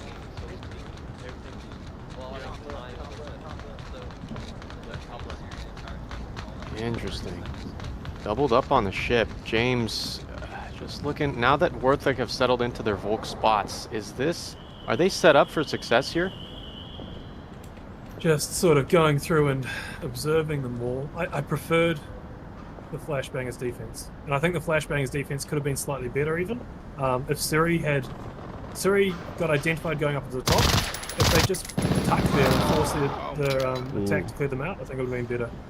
Maxim Jordan, oh yeah, liking that roof. One on roof, far back center again. building. This defense can be effective, but it's closer. It's definitely giving more ground. Wow. I think it's the right defense to run against Flashbangers. Yeah, Flashbangers Making is starting them to move through fall more apart ground. here. And it looks like they're kind of doing a repeat of what Warthog did by pushing 2 people into that east building here. A little bit of a different defense, though, like you were saying, James. We're going to see if only Maxine being on this rooftop is enough to prevent them from coming up. They are doing a little bit better time management, though, in getting to that position. But is Vans too loud, though, is the question. You know, are they walking too fast, or? Maxine's heard it. Yeah. I think you just have to go loud. It's one of those ones where you have to go loud. Otherwise, you're just going to run out of time. Yeah, maybe a really well executed flash through the ceiling might be perfect here from Vans if they could go for it. I mean, that's their name, Flashbangers. We'll see if they can pull it off. There's been a distinct lack of flashbangs. Yeah, I know. Yeah. How many flashbangs Possible- have they even thrown so far? I feel like I they was haven't thrown one. promised flashbangs. Revive now coming out on cam 3. Darren just was not expecting Maxime to be on the roof of that eastern building, and luckily for them, Maxime is still not paying attention. They hear those footsteps below them, but I don't see Maxime, peeking over the ledge. I think they're safe once Darren, and there goes the revive. Wow. What a revive. Maxime isn't peeking though. That's the thing. Yeah, Maxime's really focused on these two flankers here, which I don't blame him. You want to be there for when they rotate, but imagine all the things that Maxime's not paying attention to that could be getting him more kills too. I feel like even if Vans and Tennant get out of that stairwell, they're still very much trapped if Maxime's still on this roof. Maxime still is able to clear them out fairly easy from where they're at if they make it out of that stairwell. But I could still understand Maxime's focus on like, okay, I've got to watch this angle. They can only come out through this door. It's near impossible for them to make it past me otherwise. Fuck, I missed him. I think Maxime's doing the right thing. The rest of the team can deal with the rest of the map. Maxime can just deal with this. Nice little shot onto the feet for Vans, finishing off with a headshot to confirm. I'm not sure if he's aware of Tennant though. Oh, and this is where having two people is very helpful. Is Tennant going to get the pick on the Maxime? Oh, and he's got... No. Wow. This is where audio awareness is very, very useful in this game. You got to understand where shots are coming from. That can really make a difference on how you play this game. Clearly, Tennant did not understand that Maxime was on the rooftop. And hopefully Vance was trying to at least tell him like he's on the roof before he got confirmed, but it was pretty quick. Vance didn't really have a lot of time to communicate. So now it's a 2v5, looking really strong for Warthog here. James saying that Flashbang was a better defense. I don't know. Warthog's doing pretty well. No, this attack is the problem at the moment. Yes, Bub just got that pick and then got picked. But the amount of time invested to get that pick was not worth it. No, yeah, of course. You got to consider like how much time should I just give up on that and deal with them from a different angle, get in on the objective. Yeah, I think the attack is more. I think the attack is making the defense look better than it might have been. I think there was ability to challenge this defense a little bit, but there's no challenging going on. Yeah. Well, safe to say this might be leaning towards Warthog here, as there's only 1 minute remaining for Darren to either kill 4 players or make it on that objective. And by the looks of it, it's a pretty solid defense to prevent that from happening. What could Flashbangs do better on Marsoc aside from time management? Is there anything else we feel like they are lacking on that Warthog's doing better, or what do you think, Chum? I can't tell you, because I feel like it's just an ebb and flow from both teams doing good and then making some critical mistakes. Oh wow, Maxime! My God, Darren with the trigger just with a headshot. What a headshot! What was that? Proning on mid just came in clutch for Darren, as that small, surface, the small area in which they were exposed to Maxime came in clutch. Maxime just scanned right over them, and they run out of time. Yeah. An absolute wasted. I don't think Darren was attempting to make it to that objective with that time left. He seemed pretty adamant of just laying there and getting some kills. Yeah, I mean, I feel like they just need to pinch better. I don't see a good effort in coordinating and synchronizing the push. Like if you're going east, you have to move way faster than everybody else, but everybody else needs to be on objective when you're about to do the flank. That way, you can get all those picks. That way, the Volk are distracted. But no. The player who revived, who was that? Bub and Darren, they were far east, far east. Sorry, oh my gosh, far west. When Tennant and Siri were on the underground, and I feel like that was just a total waste. Yeah. In terms of what I would suggest they adjust, like obviously the time management is the main thing, but how I would suggest they approach that to make that adjustment is to realize that you don't have to clear the whole map. Like maybe bunch your attacks together a bit more so that you are only attacking. I'm not necessarily saying attack as a group of 5, but attack through less of the map. Like attack through the boat plus center. Don't try and attack through all aspects of the map, because then you have to clear all aspects of the map. Like, if you're going to attack as a group, then the amount of area you have to clear lessens. And you can work as a team to clear that, and you can learn from when someone dies. So that's how I'd say to flashbangers to change their attack. And use utility to bound. Bound. Yeah, that's how I'd adjust their style. Round number 5.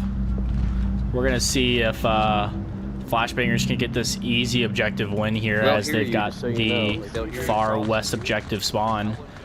Defense should be a fairly meta setup here, having about 2 people on objective, 2 people in the center building, and then 1 on the ship. Absolutely. And I do want to note, I totally forgot about this, but if Flashbanger, if they maintain their Volk wins from now on, they could take the series. Yep. That is very true. All it takes is just discipline and, locking down the objectives and really focusing up. Look at this aggressive push by Siri. Yeah, Siri, adjust your pushes though. Do all this aggressive work and then just tuck. Maxime might hear these footsteps. Has to. There's no way they don't. Yep. It's not the first time Maxime... Oh, yeah, they are aware. But the call-out doesn't go out. I heard him say something. I don't know if he had his hand on his radio, though. I don't see it. I think they just want to deal with it themselves. Trying to find a vantage point onto that doorway. They do find it. They do see Siri. They missed the shots. The call-out should come out. There it goes. Oh, and Rufio gets to pick another failed flank from Siri there. Trying to do too much yet again. Yep. Just even making the sound underneath would be enough to delay their attacks significantly. Right. Great I absolutely agree with smoke that. from Fox, but it isn't going to be enough here. Sarcasm gets a hit onto Darren. Not enough to down him, though.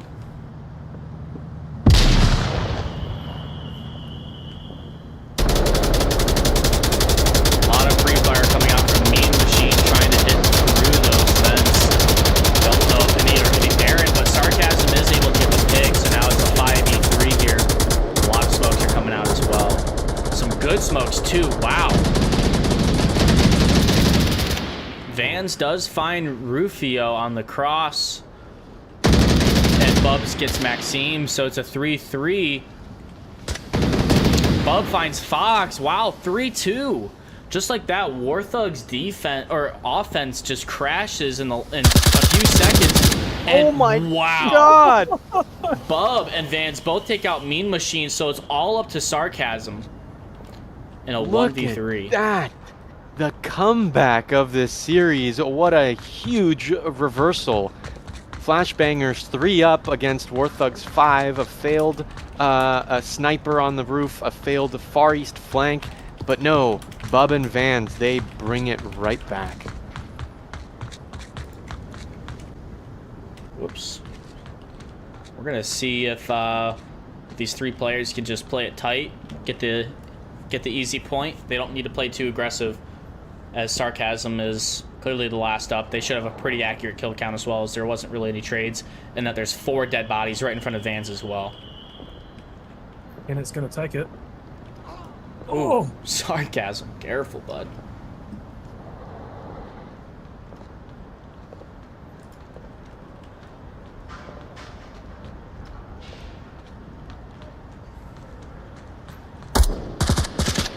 Ooh, and Wow. on the cross, Vans gets the kill, giving Flashbangers another point. What For me, could've- that was a almost exact reflection or mimicry of the last round on Egress. So you had last round of Egress, you had Siri pushing out a little bit too far and then dying. And then you had Vans playing a major part of not getting identified in a position and not getting appropriately cleared and having players just run out in front of them. Obviously, played a large part in this particular instance, but it was the same thing. They just didn't clear the positions where someone had previously just died from. Just ran out through the open. Man, that looked like a Warthog round.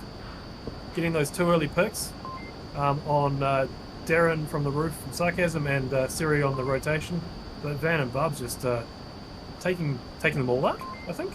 Yeah, James, it really did look like a Warthog win, but I think the critical mishap from Warthog is that they are just really inconsistent on recognizing audio cues. Like, how did you not hear Bub in the north of objective? How did you not hear that shot? I mean, at this point, I feel like Warthog have played just as long as I have, and I've memorized nearly every single gun unsuppressed.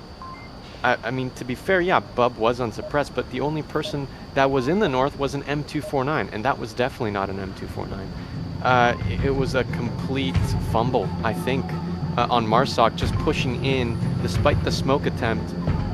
Yeah, they were just not deliberate in clearing out those spots. Lipinski is currently out of office. He will be back on cams in hopefully in just a few moments. But yeah, I guess we're allowed to speak. I think it's free range for us. We're gonna do a little bit of a baseball announcement. James, take it over. I'm not ready for this level of responsibility. Let's have a little. Darren Clark, Mark 18 finds Rufio there on the top of mid, finding it on the north of objective building. We do have a top floor, a roof play by Sarcasm from Warthog, defending it, but they're not peeking anything very aggressively. The rest of Warthog, the 4 players left now, they are all inside OBJ building. Nobody wants to flank underneath. Now approaching the 5-minute mark. Look at this Marsoc push. It's 5 players on mid and chip. What do you think, James? This is good. I like it from Flashbangers. They can their ground. It's whether they take 5 minutes to move the last 30 minutes or not. Because, as you say, Warthogs are playing pretty compressed. I see something weird just go across my screen? I don't know. Anyways, yeah, Warthog are playing pretty compressed, so Flashbangers need to actually challenge that. Great pick beautiful double kill between Mean Machine and Sarcasm. I do see Lipinski back. We saw an early pick there by Darren Clark on the north of objective. The quick peek onto the mid stairs, and now Darren has been refragged by Mean Machine. Sarcasm finding a kill of their own. Pretty tight defense from Warthog. Looks like Flashbangers also had a drop. Might have been after they had lost that player. Bub with a nice pickup on Sarcasm. Bub's been putting in the work this map. 10 kills. Incredible. Wow. And you doubted him that one round, chum. Oh, come on. I won't let you live that down. Live that down. Oh, and Vans and Mean Machine is going to cross paths in just a second, possibly. No, they just aren't quite locking eyes yet. I feel like if they lock eyes, they might fall in love, so they got to be careful. We'll say Bub must have a very comfy floor. Yeah. He does like that prone clearing. They must have seen that headshot there on the roof. There's no way. Mean Machine finds a second there, trying to contest the ramp. Not sure on ship. What Vans was even looking at. I mean, he was like checking that rooftop on their spawn, but I mean, if Bub's on 3-story, he shouldn't have to worry about that. Tenant's gonna re-peek it? Wow. Oh my gosh. How did he survive that? Smoke it. Yeah, this is when that M203 smoke really is needed here. Looks like Mean Machine also has this C4 somewhere. Not sure where he's placed that C4. Maybe on the other side of this entry point. Not even close to being sure where it's at. A little bit of a regroup from Bub and Tenant. Gonna swap places? Interesting. I don't know if Mean Machine is ready for a third one. Maxime pushing the roof, actually, onto the mid. This is huge. This is huge for Tenant, pushing the second floor of mid.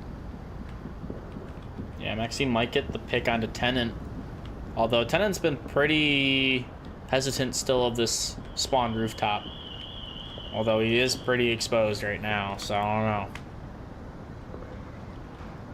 Made the cross. Not sure why he wants to get to that specific AC unit. I feel like there's not much angle to really have advantage of by standing there out of all places. Bub's gonna repeat this angle, and Maxime's no longer over there, but Mean Machine still is. He might try to go for some peaks, and there's that smoke that they've needed. There it is. Not enough, probably. Let's go borderline. You're on cam 3. Maxime seems to be peeking the AC roof. Oh, and they find it. The AK-12 finds the second. It's just left up to Bub. A minute 30 left. We'll see if they can clutch it up here. They already got 10 kills. 3 more shouldn't be a big deal. That's brutal, Lipinski. Smoke doesn't have the cross covered. Oh my goodness. Fox rotates off. What's happening? Minute remaining. Bub once again just, he's got to have like some kind of like fur rug or something, I swear. James, you're onto something here. Yep. Wow. Oh my Fox tried god! to take Bub's feet, but he doesn't know that Bub was born. The rotate from Maxime was fair. Tying it up 3-3 both sides. Utility. They need to use utility. They actually took ground at the start of the round. It was good. They took ground. They got a pick, and then they just waited for just over 4 minutes without really using utility. Oh, and it looks like there's a roster change from Flashbanger. Siri came out for Acquire Monster. So first roster change here in the lineup from both teams. We're gonna see if Acquire can make a moment here on the last round for map number 2 and save the defense. This is ship objective, and honestly, not too hard to defend. I mean, you mostly just have to take control of the ship, and you should be okay. You can leave one off objective, maybe on the far east rooftop, or somewhere around that crane, but you don't really need too many people off the objective. Just take control of that ship, spread out a little bit on the ship, tuck in, and get some rotate peaks, swing peaks on some players, and get some kills. Chum, how would you play this objective? I think this objective is really potent with a coordinated push, not from the under. I have not seen great success on the new update pushing far east on the ship objective. I really think the classic, North American, two on ship, 3 coming from mid and crane. I think that really puts the pressure. It's just that one spot under your shoulder blade that makes you cry it out in pain. I feel like James might have different You were at opinions. last time. Yeah, what do you think of James? I got slightly distracted by Discord, which sometimes happens. But we're talking about defensive setups, Yes. or how you attack it. Defensive Yeah, setups. Defense setup, I'd actually run it similar to how they ran their last defense. I know it's a slightly different objective, but having that Darren out, which they're doing, Bub up top, Darren out to the side, watching the backside, and then the other 3 can be ship focused. It's a bit harder now with that tunnel underneath. I don't think you can be quite as ship focused as previous, because they can get behind you a bit easier. You can't just sort of have one looking from the ship across to the south to stop them getting behind you. I think committing a resource like Darren out there, who just is going to get the click onto, yes. -1 roof. So committing a resource like Darren, which he's ended up in that position he was in defensively last time, really useful. Darren showed that he had a really good ability to cover that eastern approach, but also cover the middle. He got picks in the middle as well from there. That means that the other 3/4 can really focus on the ship without having to worry about that backside as much. Wow. What an important pick onto Bub by Mean Machine. That was pretty impressive. It was a really good headshot too. It was pretty quick, pretty clean, and it's exactly what Warthog needs. Now Acquire's getting a little aggressive here. They want to. They're probably one of those flashbangers. They're the one that wants to flash and push. Although it looks like they're struggling a little bit right now. I'm not sure what's going on. If Vans drops down, here on cam 3, if Vans drops down, it's a triple. It's a triple. They're lining up for this suppressed tar player. I don't know if they're if they're AP. That's suppressed with that smoke and flash tells me otherwise. I don't think they've got AP, but regardless, this could be a double kill. Looks like they might have suppressor as well. So yeah, they're not really running any utility. But oh my gosh, they're all over the place. Stand up, fans. Get Fox and then Rufio, please. Oh, don't do it. Don't do it. I'm the angel on the left shoulder. Don't do it. Just wait for them. Do the CS play. Yes. Look at this. It's happening. No, here goes one. See, you could have gotten a double kill, but he wasted his time. Oh, never mind. He got the double. But Maxine's right there.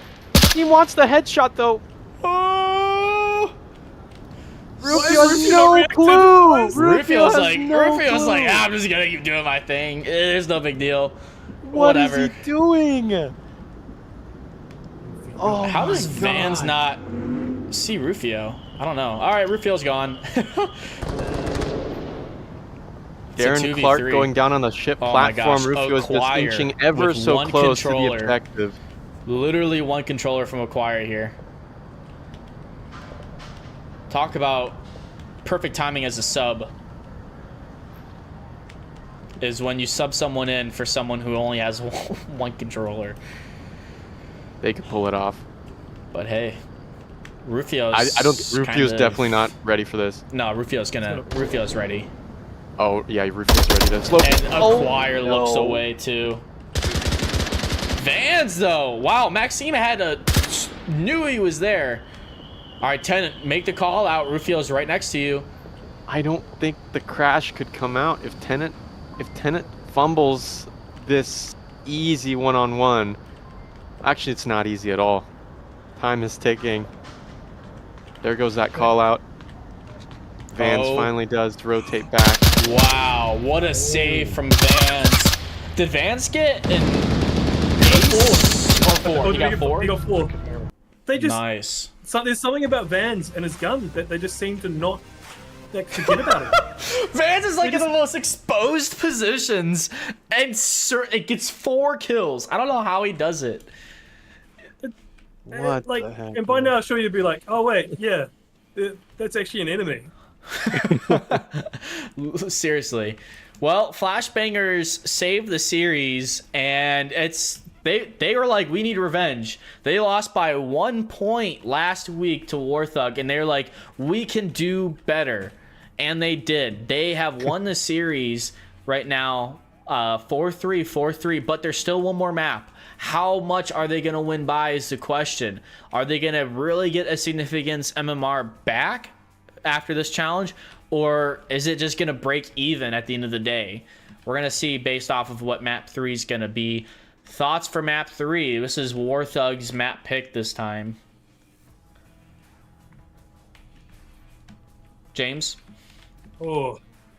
I don't know. Warthog, it's been a long match already, and speaking of, I will have to unfortunately leave you between these maps. But so I think Warthog might just want to get it over with and run something short range. I know that Warthog, they're the ones who like the short range maps, so maybe we'll see something like a tanker or an Arctic, and that's just completely making that call without looking at what they actually like to play.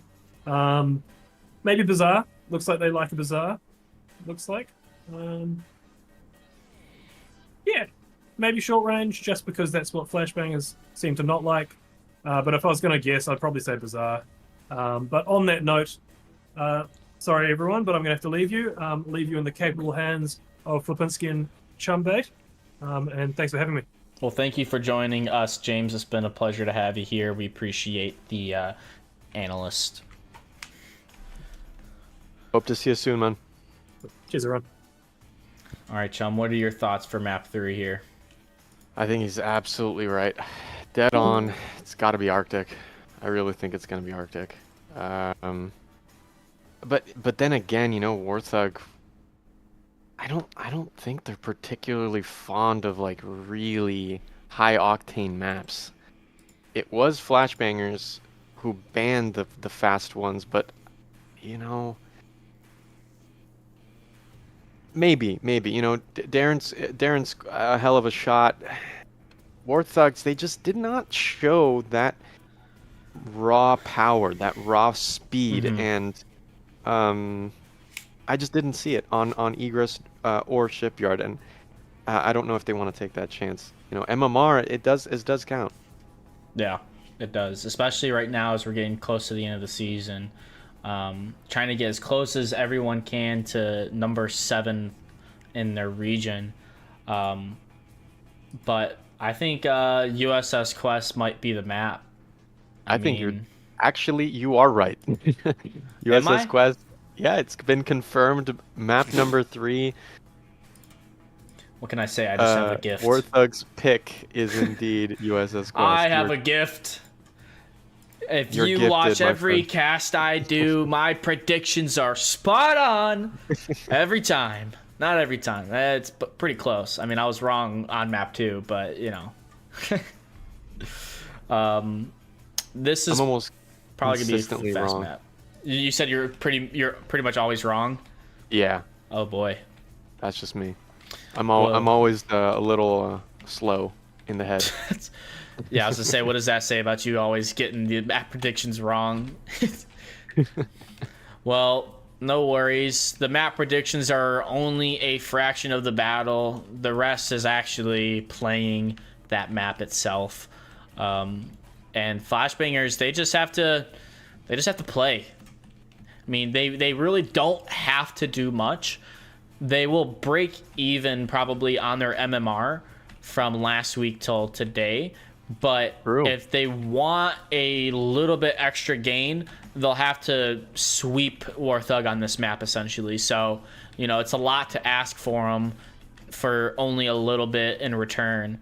Warthog, if they kind of want to keep themselves where they're at from last week, they just have to pull out a win here. You know, it's been really close though for both sides, so we'll see how they pull it off. This is much quicker map. Hopefully Acquire Monster has 2 controllers.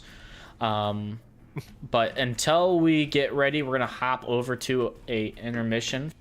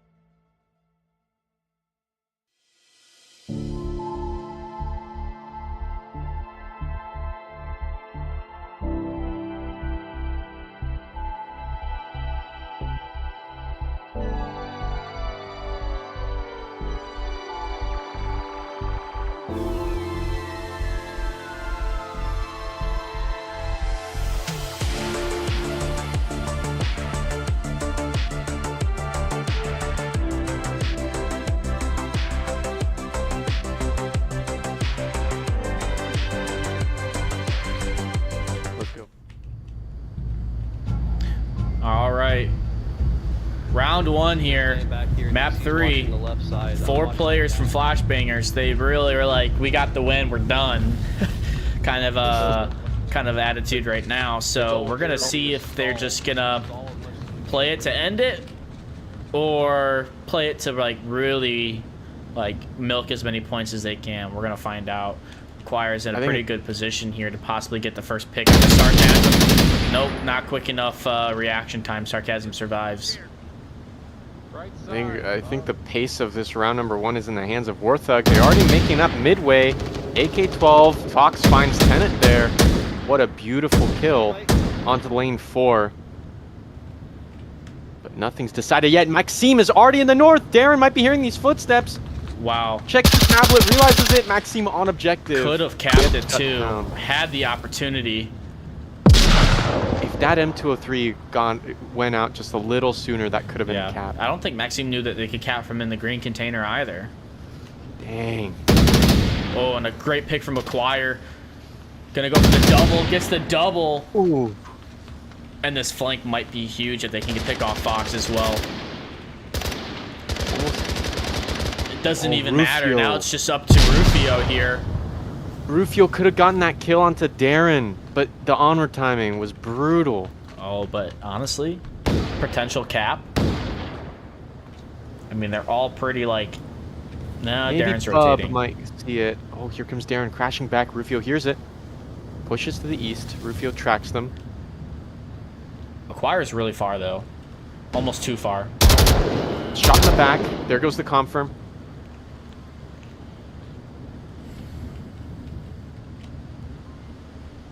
Mithril in the chat said that Bub is 5 feet easy for them, but there you go, the tar! Man. Wow, Flashbangers with the it. point. With only 4 players. Well done. All right, well, they've got Vans back from Flashbangers, so they gave Warthog the advantage at the start, but wasn't enough. 1-0 Flashbangers. We're gonna, I don't know, this could be a quick one, and it could just go straight to Flashbangers. I mean, that'd be nice to see because, man, it's quite the cast here. But neck and neck, and of course, map 3, you know, Flashbangers is just gonna pull out like, yeah, we'll just go 4-0. It's like they could have picked this for map number 2, but instead they felt like, you know, we want to keep it close. We want to make it entertaining and suspenseful. So they went with Shipyard. I mean, I hope that's the case, but I don't know. I can't stop thinking about just how close of a possibility it was for whoever that was. Was it Meme Machine or Maxime? Because I never could tell between there. It was Meme Machine, right? On OBJ? Yeah, I think it was Maxime. Whoever it was, Maxime, just 2 seconds earlier with the M203 and the smoke volleys, and that actually really would have been a cap. Like, no cap, it would have been an uplink for sure. Mm-hmm. If those smokes came out earlier. Oh yeah, easily. And yeah, you gotta realize that you can cap from that green container, and the smokes would have been perfect. You were absolutely right. Round number 2 though, map 3. Will Flashbangers just take home that win? Oh, glow sticks! Yay! I want to see another aggressive play by Maxime, just bum rushing mid lane 2, lane 3. Yeah. I want to see that. Acquire's going back on the catwalk, gonna meet up with Sarcasm. Who's gonna get the shot off first? Maxime spearheading the mid push. They're in mid now. A yin-yang with Flashbangers, though. They are going all on Red Alley, acquired on Catwalk. Wow. Look at this on Cam 3. Maxime just pushing their way into their spawn. This is massive. Rufio finds one on Red Alley. A second acquired monster dead on Catwalk. Maxime. Free-range chicken right here. All organic, pasture-raised. Oh, this is new. There's a Hesco 2-stack right where Rufio is. I don't remember that always being there. Tenant does get the kill on the Rufio, so now it's a 3v4, and Mean Machine's gonna rotate. But is anyone else? I think Maxime's just gonna go for the flank here. Bub might be ready for it though. Here comes a swing. Yep. Nice. And a grenade on a Tenant. Doesn't get up with a follow-up flash, and it was a great flash, but another return grenade almost gets Mean Machine. Wow. Some incredible utility from both sides. They've got to be shivering in their timbers. Those explosions were way too close for comfort. And this 3-player stack, now that Maxime is taken out, Bub is resuming the Red Alley push, and I'm begging, for the sake of Warthog, for there to not be a C4 play. As soon as you said I'm begging, the song just came in my head, you know. I'm begging you. Oh, Mean Machine No, does not actually that have one, a C4, but I don't know if they deployed it. They're so close to these players. Oh my gosh! Wow! Oh, there's that C4. I think it was it on his body? No. It was on the wall, right where that red smoke is. Free fire goes through AK-12, AK-104. Lipinski predictions right now, quick. Bub's gonna get the flank, gonna kill Fox. Tenant's gonna push in to kill Sarcasm. More smoke's going out. Trade on the Fox. Tenant's got some more smokes. He's gonna push in. More flashes. I think the flash did not get Tenant, but Tenant might be baiting the revive. But being in French, I don't know if Tenant understands French, so it could really go bad for Tenant here. He's tablet out. What is he doing? Oh my gosh. Does he not hear the audio cues? There's the spin, the 180. Sarcasm is ready for it. Wow, Warthog get that round. Oh, so close. So close. Dude, I'm liking it. Well done from Warthog, really saving that cap. I mean, they did what they were supposed to do. They pushed the objective, they pre-fire the smoke, and they did what they could to stop the cap. And you know, at the same time, they got the round win. You know, the trade was in their favor, and they got a point from it. We're gonna see if Flashbangers can prevent the cap from this round and keep it a Volk-sided map here. This objective is definitely heavily Volk catwalk defense. So you got to control that catwalk, and if you lose it, you pretty much lose the objective. Good utility is necessary to take this objective as well. You know, grenades, smokes, flashbangs.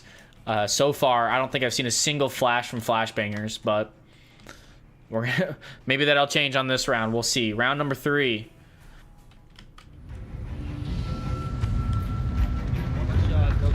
Watch running across. Looks like maybe 2 people pushing on a catwalk here, possibly. What's Bub gonna do? Bub with 5 kills. Bub's really their heavy hitter here. And you were saying Bub was like 5 foot tall? You weren't kidding. He's shorter. Come on. They're shorter than the stone barricades in front of them. AK-12 shots miss on the Hesco wall. It's a triple stack on lane 1 and 2. Maxime, again, spearheading through the center. Feeling confident as ever. Darren finds Rufio. Maybe too fearless, because Maxime just gets taken out by Bub. Mean Machine's waiting for that refrag, though. Bub re-peeks it. Bub is getting a little antsy. Here it goes. And gets taken out by Mean Machine. Is Tenant going to get the revive onto Darren? Oh, no, he did. Whoa. Down goes Tenant. That's a massive down, and the confirm, beautiful. I mean, that's the center completely exposed. It's just left up the Vans on OBJ. Acquired can do some motions, but oh yeah, Vans takes out Sarcasm, so it's a 2v3. While Darren's also available to watch that red alley. Unfortunately, not a good smoke by Fox. He's probably crying right now. And another terrible smoke. What? Even more salt to the wound. Fox is just like, what am I doing here? Trying to blame the new build. Meant to toss the smoke, tossed the magazine instead. Oh boy. No way. Are you serious? I didn't catch that.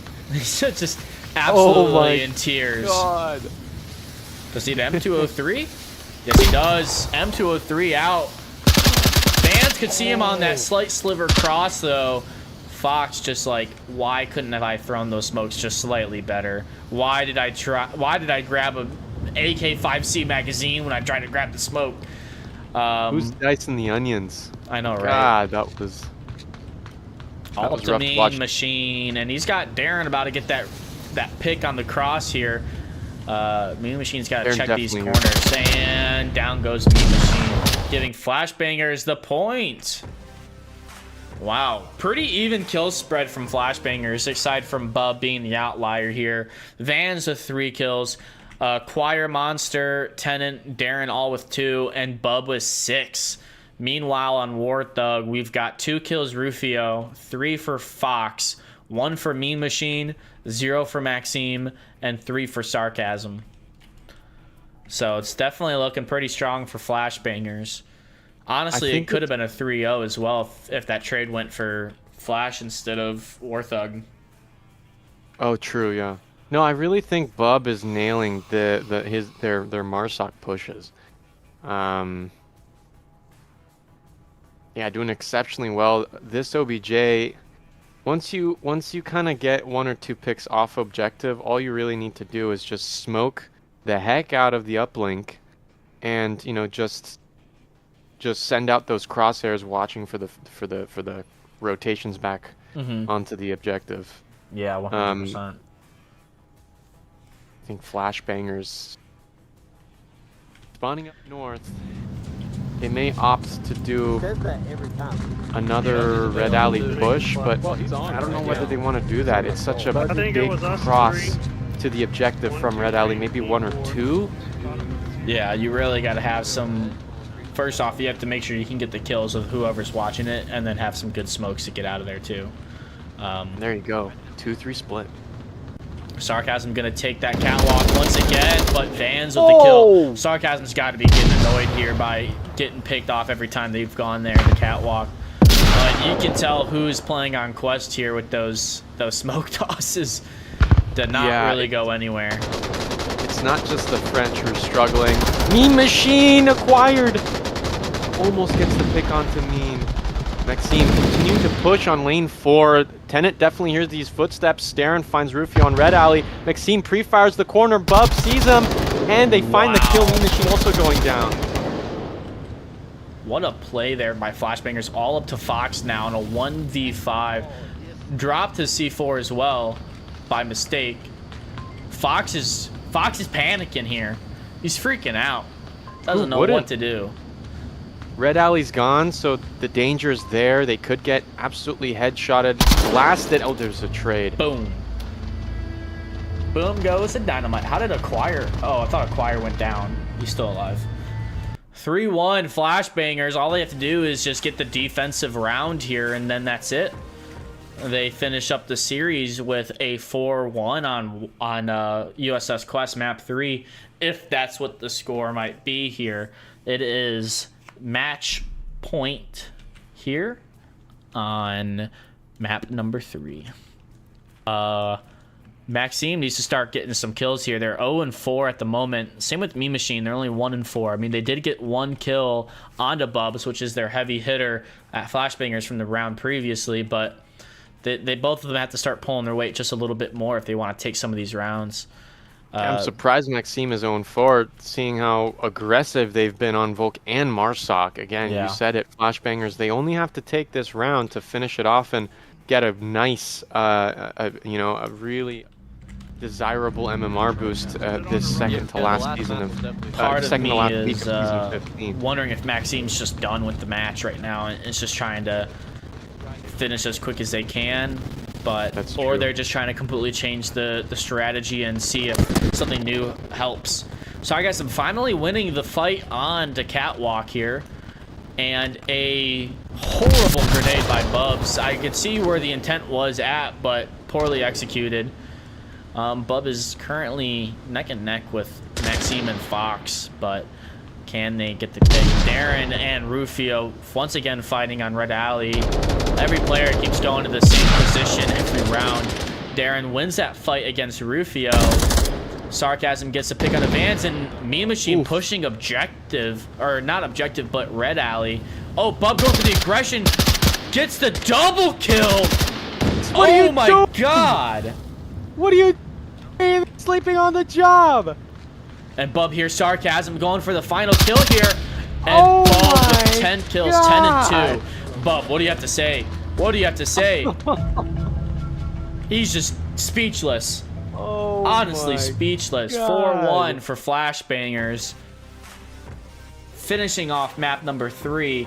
For those connoisseurs who had Flashbangers on your list, well done. You were correct. They were able to get some revenge from last week's match, and they finished 12-7 against Warthog. I believe they might have been the underdogs, perhaps, by this one. You might as well call them that since they lost the match previously, and they are ranked lower than Warthog as of right now. But that officially changes both scores. Warthog are now 7-8, and Flashbangers are now 8-7.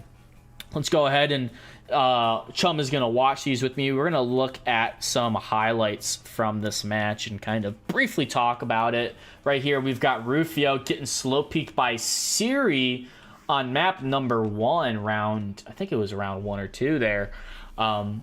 Meanwhile, after that, we've got the C4 play that got Tenant, but the revive went out and Bub went in for the cap following that, as you can see right here. Well done from Bub. Vance, just to add salt to the wound, kills Fox as well, because why not?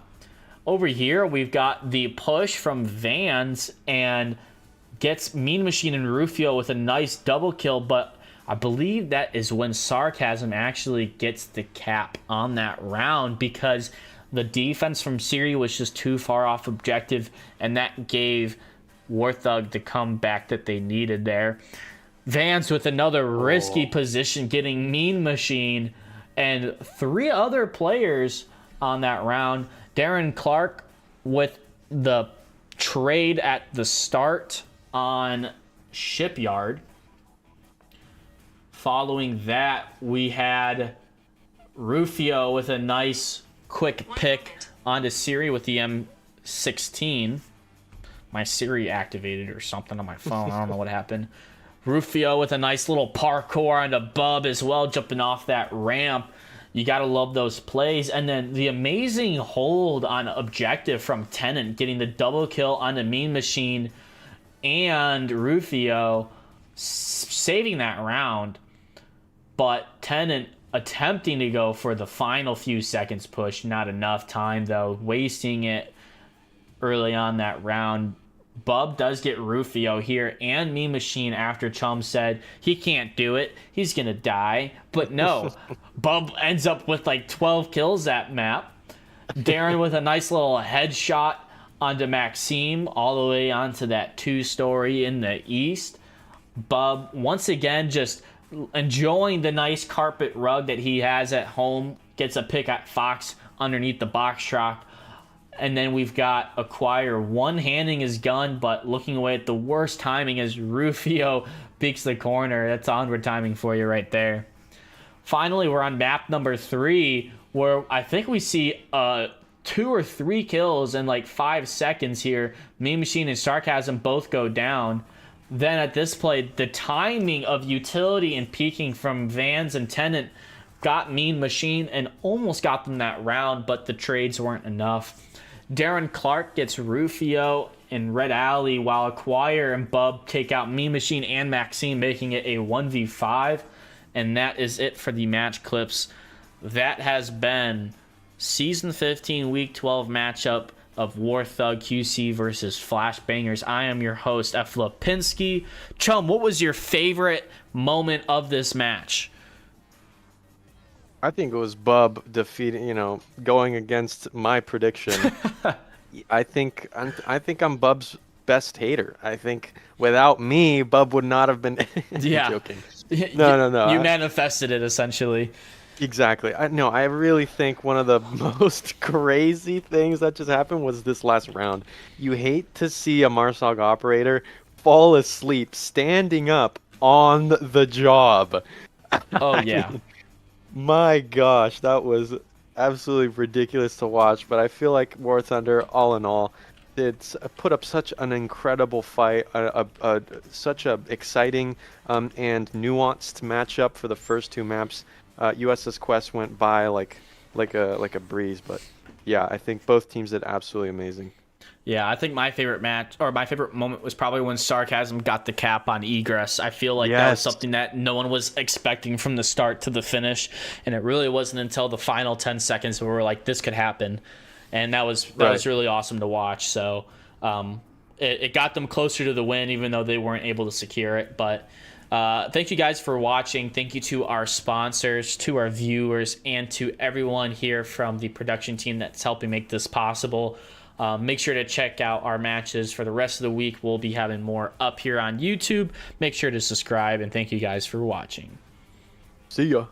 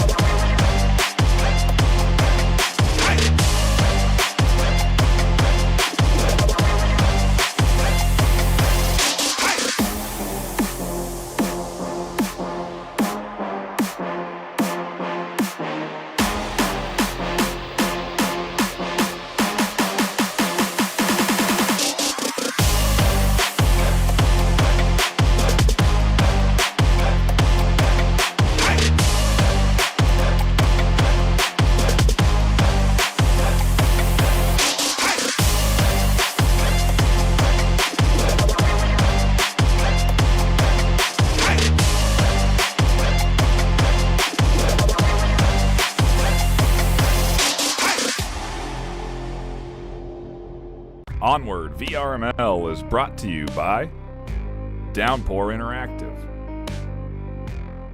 HyperX, ProTube VR, VR Cover. Thanks for watching VRML.